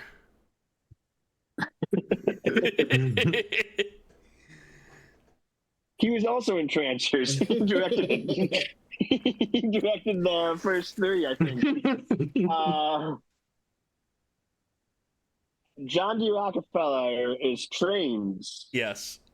And what did he do specifically in relation to trains? Made them run on time? I don't like. I always associate with trains. I don't really like. Did he run the train station? It's like the bank. It's Neil Breen all over there. He is the leader of the train station. I'm not really sure what Rockefeller did other than like it involved trains. So I guess that's as far as I can go. That Brian, it trains, and I think he invented like some further advancement of it. I think I don't know. That's all about it. Al? I know he'd like it. Yeah. Definitely trains. He was some kind of railway magnate. You know, very influential figure, and then philanthropist. Paul? Well, yeah, he's a rich man involved in trains. Wasn't he a steel man? Didn't he manufacture the steel used in? Oh, so for like the tracks, that would make sense. Mm-hmm. I'm gonna give Scott and everyone gets 1 point because yes, he was involved with trains. I'm gonna give Paul 1 extra point. I'm gonna give Al you the full 3 extra points. Yes, he was a businessman. He was basically a magnate, is like a good way to put it. He was like he invested in trains and was involved with all that stuff. Brian, Lena Wachowski. Man, I just don't know. I mean, I believe that would be what are our categories again? It is in fact trans, and it's the Matrix, and this is like hot everything ones. else. We're all like joking about how like the chicken wings aren't hot, but by the end we're gonna be crying. Yes. No, that's the thing. Well, that's because all... this is why I'm not letting my brain go too much at this point because it's like ease into this. Don't think too much about it. Al? Later on, we will. Definitely trans. I think there's also a good chance of trance music being involved somewhere in there. Oh, you're guessing this is the hybrid? It might be. Oh, wow. Interesting. And what are you saying Lena is like claim to fame is? Oh, the movies. Wonderful movies. Yes. Paul? Oh yes, trans and she's directed The Matrix along with her sister, whose name escapes me. Lily. Scott? Lily. The movies. She's the co-writer of V for Vendetta.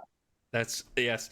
I'm gonna give so full points to Paul, Scott, and Brian. Yes, she's not involved with trance music, so Al, I'm gonna give you half points for that one. But yes, Lena Wachowski is but I encourage that, by the way. I want to see the whole as trance. far as we know. Yeah. Yeah.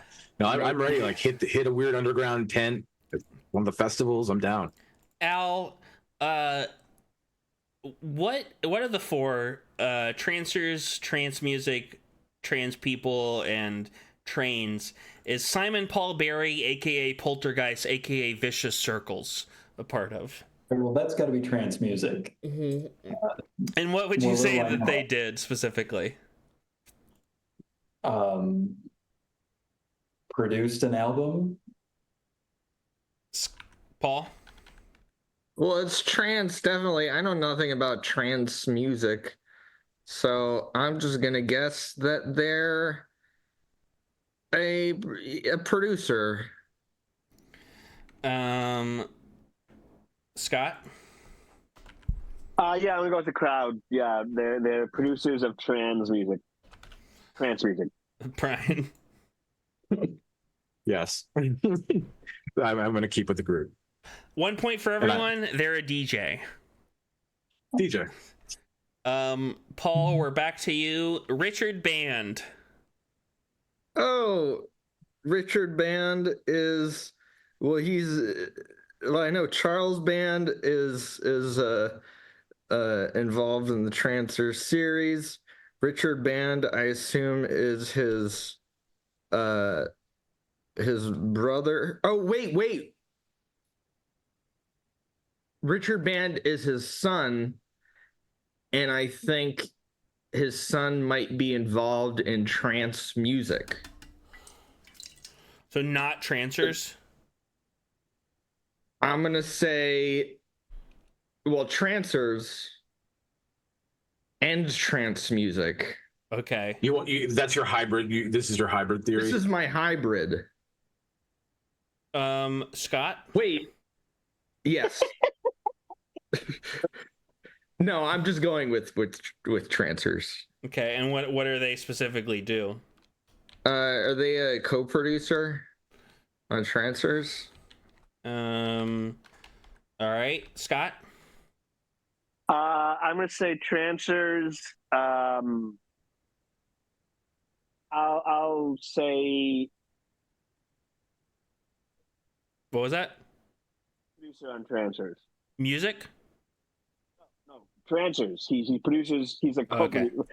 Producer. Producer, yeah. Brian? Trancers. I'm gonna actually stick. Scott was weirdly onto something with the music. I think composer. I feel like I've seen that name a few times. And Al? Yeah, Richard Band, famous composer, did the wonderful Psycho ripoff score for Reanimator. Is that right? Yeah, that's right. Reanimator, like I think Puppet Master too. I think, and like a bunch of those like weird. Puppet Master theme is great. Yeah, those just random ones. I'm going to give a full 4 points to Al and Brian. He was the composer. Scott and Paul, you guys get 1 point because he was, in fact, involved with the Trancers series. Scott, Wendy Carlos.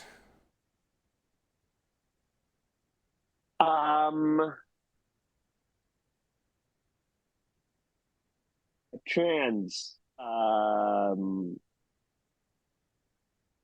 The first trans woman to shop at Walmart, I think is what Brian. I wonder if they have that marked down. Who's the Someone had to be. Is that like a new Guinness Book side arc? They just are like, you got to call a guy when that happens. Yeah. I think I'm going to say the trance music vibe. I'm going to go with the producer on this one. Al? Speaking in my authority as an LGBTQ person, I'm going to say the trans category. And specifically? And I don't know, journalist. Paul? I would guess trans community, and I would guess some sort of writer. So I'm gonna give 1 point to 3 of y'all. Wendy Carlos is a trans woman, an electronic musician who most famously composed a lot of scores, inclling the A Clockwork Orange and The Shining scores, and the original Tron score. Yeah. I remember actually seeing a whole documentary on that whole making thing, or like a big docuseries. Now that's all, and I feel really dumb. It was now. cool doing the research for this game. I found a lot of cool people, just cool biographies of people. Brian, Megan Ward. Now I feel like it's honest.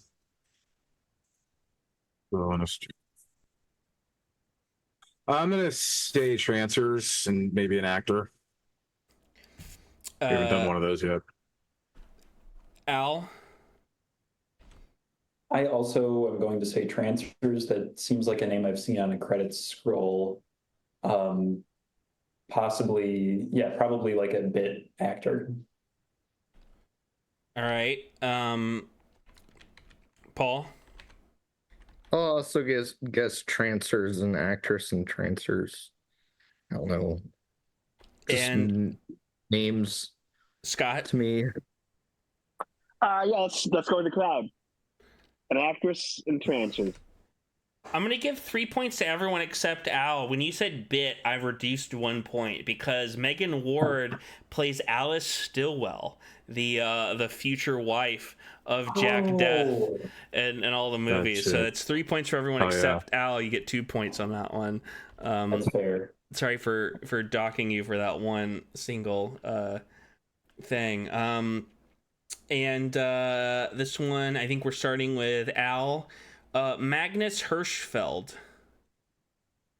That's a train name if I've ever heard one. Possibly some kind of European inventor. Paul? I would also guess trains. It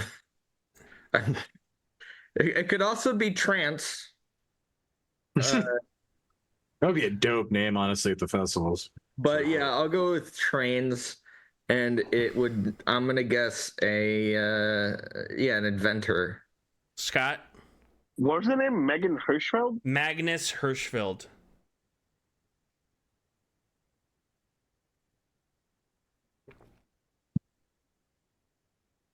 See, I thought it was Megan, but Magnus, that does seem train. Yeah, I think they were like an investor in European trade. Brian?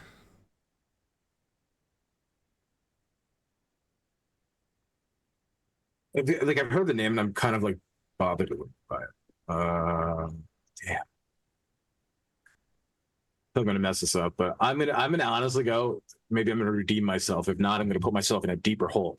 I think trans as well. Trans, not as well, but trans, and I think I'm gonna say inventor. A trans inventor? Well, like an inventor of something. I can't think of what, but I feel like I've seen that in a. Brian, I'm gonna give you two. I'm gonna give you 2 points for that. One, he's a trans. He himself is not trans, but he wasn't. But it was associated with it, right? Like it was like something with the. He's an academic. He's specifically, and I just kind of wanted to bring this up to drag J.K. Rowling because I thought it was funny. But he's specifically the guy who like the Nazis burned the books up because he had the Institute, and that J.K. Rowling, I think it was like earlier this year or last year or something. She did some. She engaged in a little light Holocaust denial on Twitter, and Magnus Hirschfeld with all her turfness, that just is a little add-on sprinkle, so you got to do that every once in a while. So yeah, he was just like this gay German guy who like started the very first institute based around like trans identity and queer identity and stuff like that. I've seen the name, and now I know. Yeah, definitely queer theory stuff. I've seen it in. Paul, so cool. Sven Voth. I don't know. I don't know See, this is the part we start to cry with that, like the beginning, the confident beginning. This is starting to get spicy. I'm gonna guess trance. And what do they do? They're a producer. Scott. Say trance music.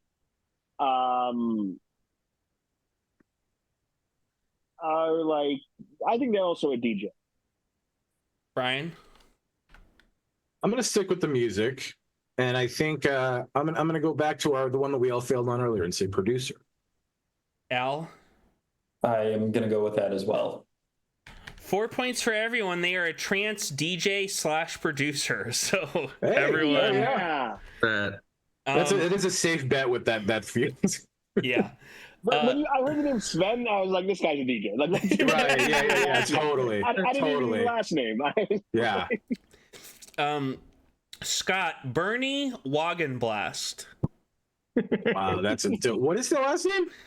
Bernie Wagenblast. Wagenblast? Wagenblast. It's WAGEN then blast. Trains. And he invented one of the fastest trains. That wagon blasted right out of the station, hence the wagon blast. So, yeah. Brian? I'm gonna say trains. I don't know. Can I just broad stroke it as some invention? They did something to move trains forward in life. Al? How's that? Yeah, we really are like broad adventure. Yeah, I'm just saying, like, there's a spectrum that I just want to see how wide we can get. I'll go with trains. I think he was involved with some kind of transition in the fuel source, from coal to steam or something like that. That's very specific. I like that. Paul? That is right, yeah. And I'm going to go with trains. And I am going to say some sort of inventor. Everyone gets 1 point. Bernie Wagenblast, she is involved in trains. She's also a trans woman.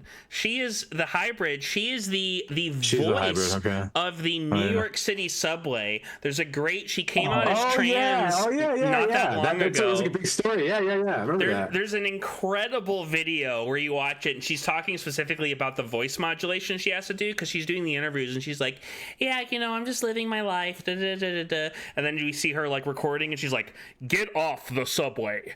And what a queen. Iconic, incredible lady. And so I was looking up. I was like, way to misgender everyone. Jeez, unbelievable. Yeah, everybody. Not me. I'm the only innocent one here. Next up, who went last that time? I forget. Paul went last. So Scott, Richard Trevithick. What is it? Trevelfit? Richard Trevithick. Trevi thick. Trans music producer. Brian? What haven't we done a lot of? I'm gonna stick with, I guess, I'm gonna go music, I guess. They make music. Al? Yeah, I'm going to say this is a trance artist. And Paul? What's the name again? Richard Trevithick.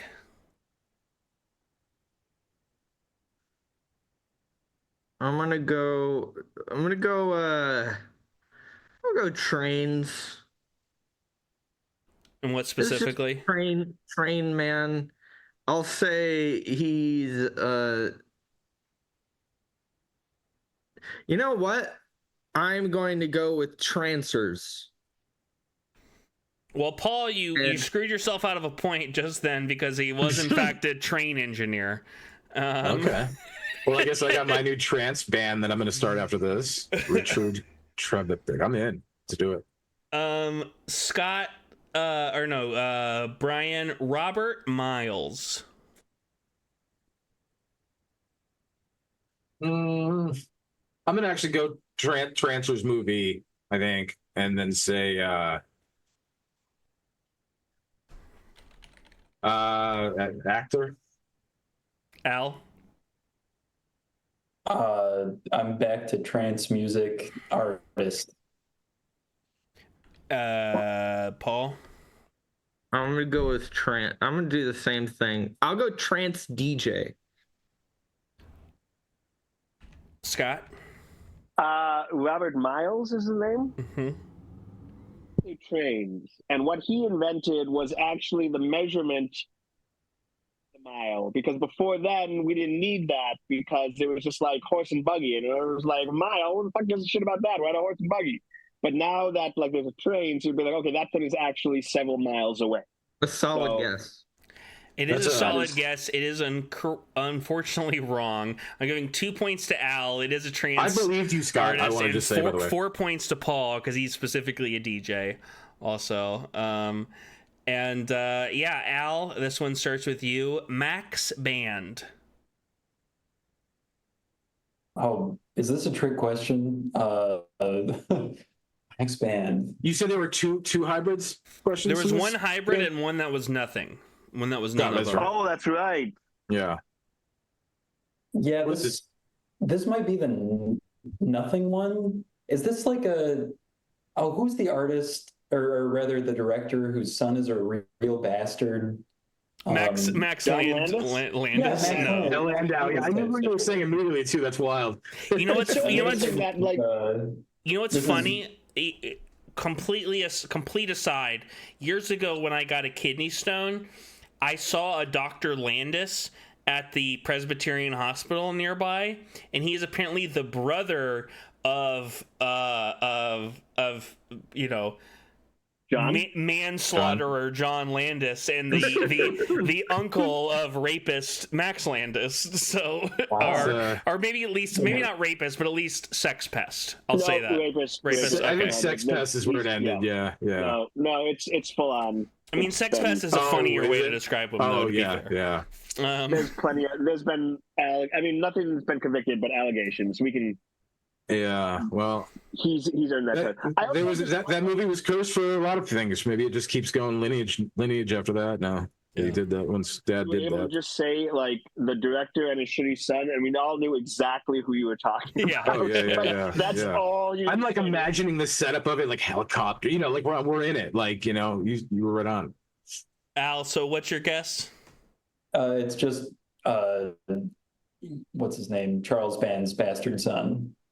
Bastard in the not a good guy sense. So not involved with anything. Just Paul. I will also say nothing, and I will guess that they are an actual band. Scott, a music band. Say nothing. And it's just two words you put together. It's not even a name. It's not even a real person. Brian? Yeah, I'm going to stick with the group on this one. And any idea what they did? Same as what everyone else said. Well, that's 5 points for everybody, but nobody even got close to what he actually did. He is born 1901, died in 1974. Max Band was a Litvak landscape artists. And so when I said it's abstractly related to one of the four things, technically trains could be in a landscape. I thought you were going to say Trancers 2. There's that guy doing the landscaping early on in the movie. No. Even deeper of a thing. All right, last round around the horn. I must have fucked up the counting somewhere because this is not right. But we're going to start with Paul. Ted Nicolau. Ted Nicolau. Nicolau. Ted Nicolau. I will go with. Did we have our mix? Yes, we've done both of the special ones. The remainders are all just normal. Ted Nicolau, I will guess, is a trans. I'm going to guess a dancer or club promoter. That's interesting. Scott. Ted Nicolau, I'm going to say producers, and they're like producers. What is it? Producer. Brian? I'm going to say the same, but I'm going to go with now, if I say filmmaker, does that cover anything? Like a couple of them here? Just see what I can get away with. Again, if they're the writer director, maybe. Okay, then I'll just say director. We'll stick with that. Director of. Al. Yeah, I recognize his name from around the Full Moon world. I know I think he directed a Dungeon Master segment. And maybe a couple other some of the hornier Full Moon movies. And maybe he was a writer on Trancers 3. I think I started with Paul. Points to everyone who said Trancers, but no one got it right. He is an editor. On some of the Trancers movies, and specifically, what I noticed was fun is that he edited. He did direct some stuff. I think you might be right about that. It's possible. I should get some a couple a half point. Was he a writer in one of the Trancers movies? No, he wasn't. But he did work on Dungeon Master. But most interestingly, he's edited a lot of the making of videos for Martin Scorsese movies over the last 10 years, including Hugo and Silence. If you go to the DVDs and watch the making of documentaries, this dude edited them. That's so cool. Scott, Jesus Garcia.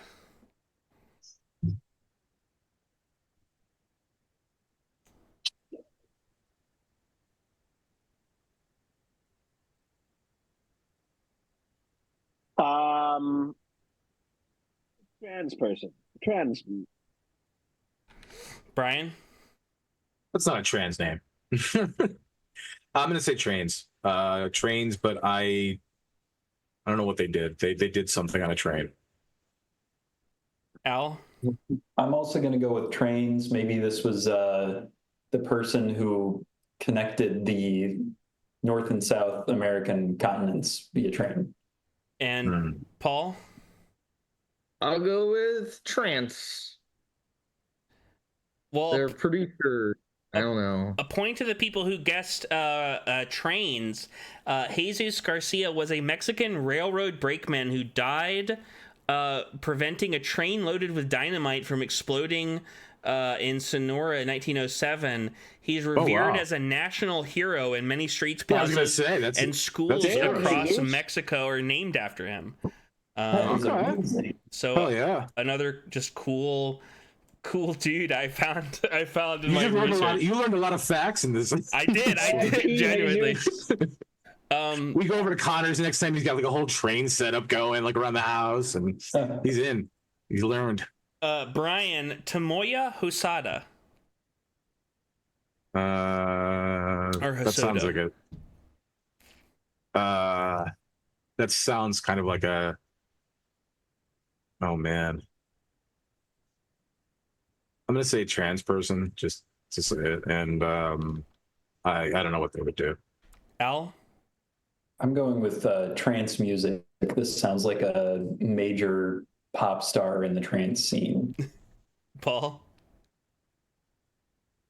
I'm going with trans, but I am going to stick with music. I think they're a musician.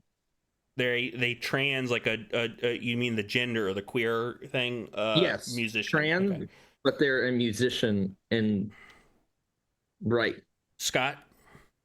I'm gonna say trance music. They are pop stars. Well, a point for Brian and Paul. Tomoyo Hosada is a Japanese politician who on the 17th of March 2017 became the first transgender male politician to be elected to office in Japan. I like it. And cool. Our last question, and honestly, we're in such, like, everyone's really close. Al, Lanza Krantz.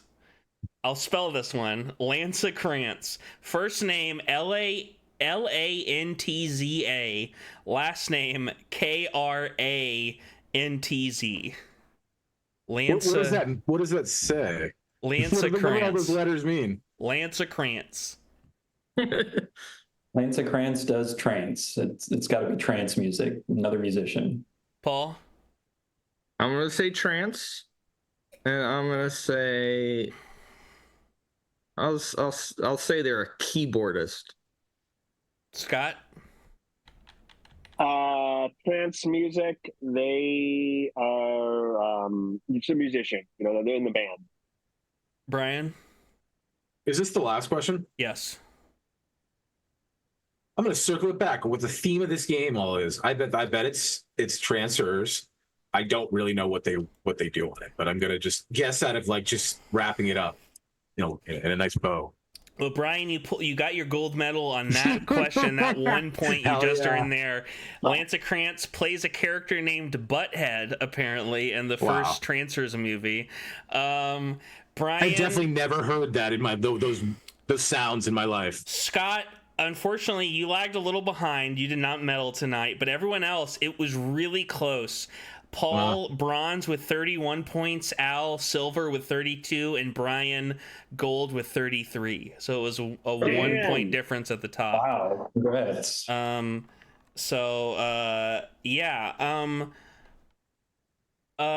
Scott, do you have your segment to do? Yeah. Awesome. So...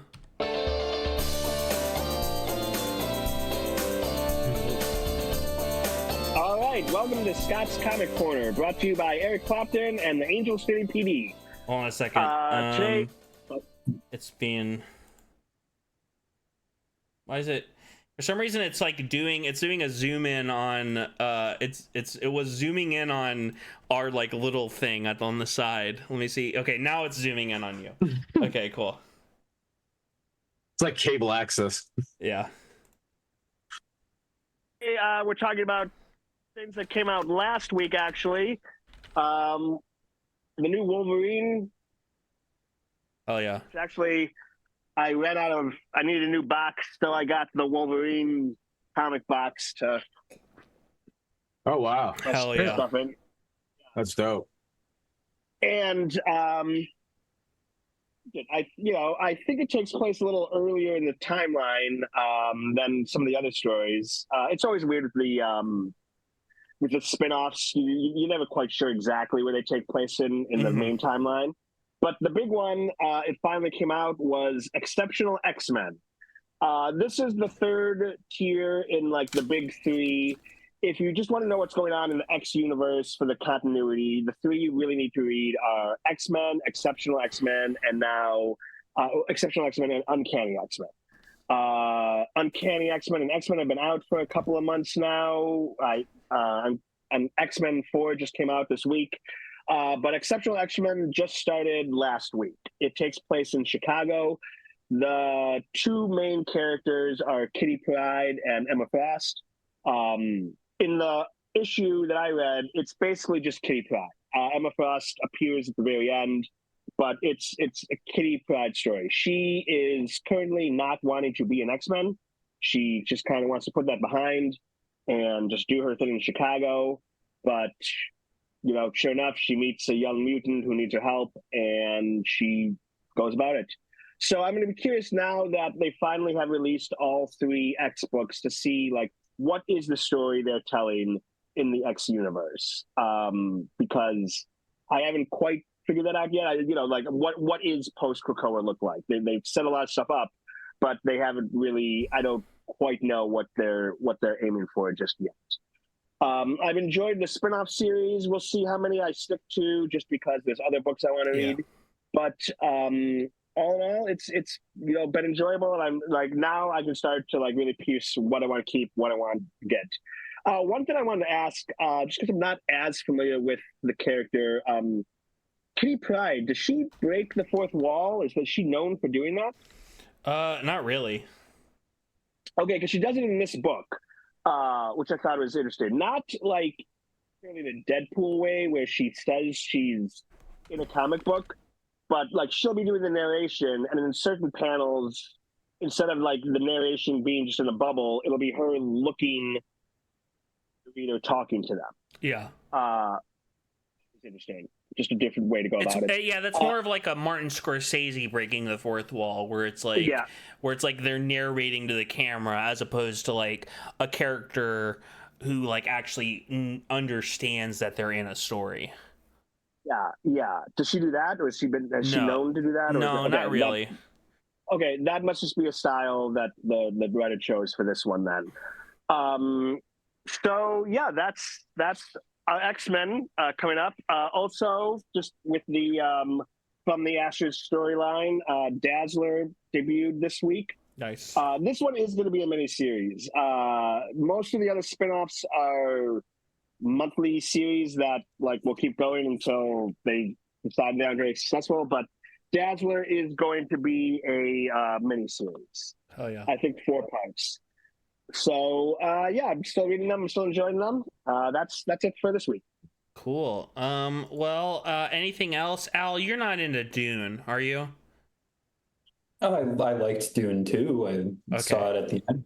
All right. Well, never mind. I finished reading Children of Dune, and I've just finished the first chapter of God Emperor, and so I'm not going to do a full Dune date. But yeah. Anything else? Anyone got? I love a motherfucking end to genocide, Palestine, Congo, Sudan, everywhere else. I wanted to shout out me and Celeste just finished watching the first season of Batman Caped Crusader.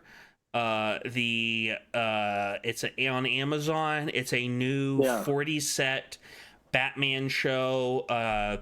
It's made by the same guy who was like the main producer on the animated series in the 90s. It's really good. Definitely worth checking out. A couple other new movies I saw recently. My Old Ass. I don't know, Brian, if you want to, like, that was really fun. I loved every minute. Yeah, I mean, I saw it twice, like right now, because I got to go to a Q&A with that one. It was really good, really good. Paul, we saw The Front Room, which isn't a great movie, but it's got a hilarious central performance from Catherine Hunter. Oh yeah. And it's I don't know if I'd recommend it to people. It doesn't do a lot. You want to see a ridiculous old lady do ridiculous old lady things? It's elevated by the sheer hatred and disgust it has for old people. It thinks old people are vile and horrible and disgusting, and it revels in making fun of that. And in that sense, in that performance, it's a fun movie to watch. And for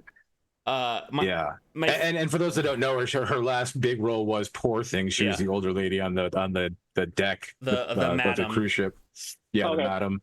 But so she just like goes extra hard with it, where it's like Gollum-esque like looking shit. Like they basically like relish in doing everything that kind of grosses you out. Yeah, it's actually from the only thing I was disappointed with, because it's actually like those are the brothers of Robert Eggers that like did this is their first feature. So it's like interesting that like I don't know, they have like such interesting concepts. Yeah. And so I thought it was fun. As a horror movie, I agree it doesn't really work, but as a comedy, I thought it was pretty funny. And like her performance and her like specifically like her being like, I'm a racist baby, goo goo gaga, like freaking out at the table and throwing salad around. I mean, all I kept thinking is Brandy just needs a vacation. Just give her a day off, like just an hour, you know, because like start to finish, she just had work. She worked that whole movie. You know, and I think that's what really did well with that. And my favorite new movie I've seen in the last couple of weeks, I want to shout out, is Rebel Ridge, the new Jeremy Saulnier movie. Just kind of like a modern day Rambo, and just sort of like about civil forfeiture and police racism, and also just a movie about a guy fucking kicking ass. And it's fucking in rules. Small quarters. Yeah, it's great. I think Aaron Pierre would be such a good Batman for the new DCU. Like there's scenes, like his whole big thing is he doesn't like using guns. It was very, very big Dark Knight Returns, like this is the weapon of the enemy type stuff towards the end, where he's just like fighting these cops, and as he's fighting them, he's like disarming them, ejecting all the shells, and then like using the physicality of the guns to like beat the cops up, and it's fucking fucking rules. There's like so many moments in this. I wish I saw it in theaters, because I was like sitting at my computer by myself just hooting and hollering, and it's a fun time. But very high recommendation for that. But anything else anyone else want to shout out? I want to go ahead. Oh, sorry. I just wanted to blast off because everybody needs to go see The Substance immediately this weekend, right away. Scott, Casey, and I got to see it last Friday. It was amazing. We're ready to inject our activator. Coralie Farge, she did the film Revenge. I was really excited for this, and she's insane. She's the biggest freak, and I love her so much for it. It's ridiculous. This movie is an insane body horror film that, if you're a fan of that, it just goes. Demi Moore, it seriously is that. Like I sometimes I hate that like weird saying like, oh, it's the best performance ever, because it feels like that it's said so often. But like this truly is something that is so good. And obviously Margaret Qualley. I love that she's just like, I want to do weird movies, and I'm just going to keep doing that. Like I'm so happy that she's doing that. But Dennis Quaid, the guy that you would not expect and ever. Weirdly, I think he's playing a version of himself that he doesn't know he's actually playing. But it's like ultra stylized. Everything that the camera work is so phenomenal. The sound design is insane. It's just probably going to be very, very close to being my favorite film of the year by far. So I can't wait to see it another 1,300 times. So go this weekend, support that amazing shit. Yes, that was the thing I wanted to mention. Brett and I, along with our buddy Casey, saw it this weekend. I will say we saw it with a Beyond Fest audience, which is a very specific audience and can make for a very specific event. They can hang with the gore and all this stuff. Yeah. I mean, that can definitely like make a feel better. I would like to see this with a mainstream audience to see how they respond to it. But even like, despite just being a Beyond Fest audience, that they can't make it a great performance. And you're right. Like, I totally know what you mean about Demi Moore. It does feel weird to say like the. Yeah, like it's like it's almost like a marketing tool at this point sometimes. Yeah, but it is the performance of her career. It really is. I do feel that if like this is not the type of movie to get Oscar talk. I know it played at Cannes, and Kaylee won Best Screenplay in Cannes, so perhaps. But yeah, in a just world, Demi Moore would be getting Oscar consideration because she just really gives it her all. And also, it just wouldn't work without an actress like not only of her caliber, but like of her history. Yeah. Well, because especially thematically what it does in the film, and obviously giving nothing away, it really. It's interesting. Courtney, like she spoke about every single shot being really well thought out. She's very methodical. Like everything has to sort of have meaning, and you can tell in the passion of this work, like it really does feel special.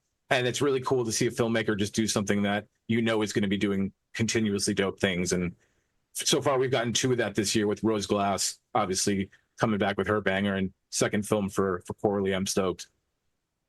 Oh yeah. Yeah, so that comes out the 20th, so go check it out.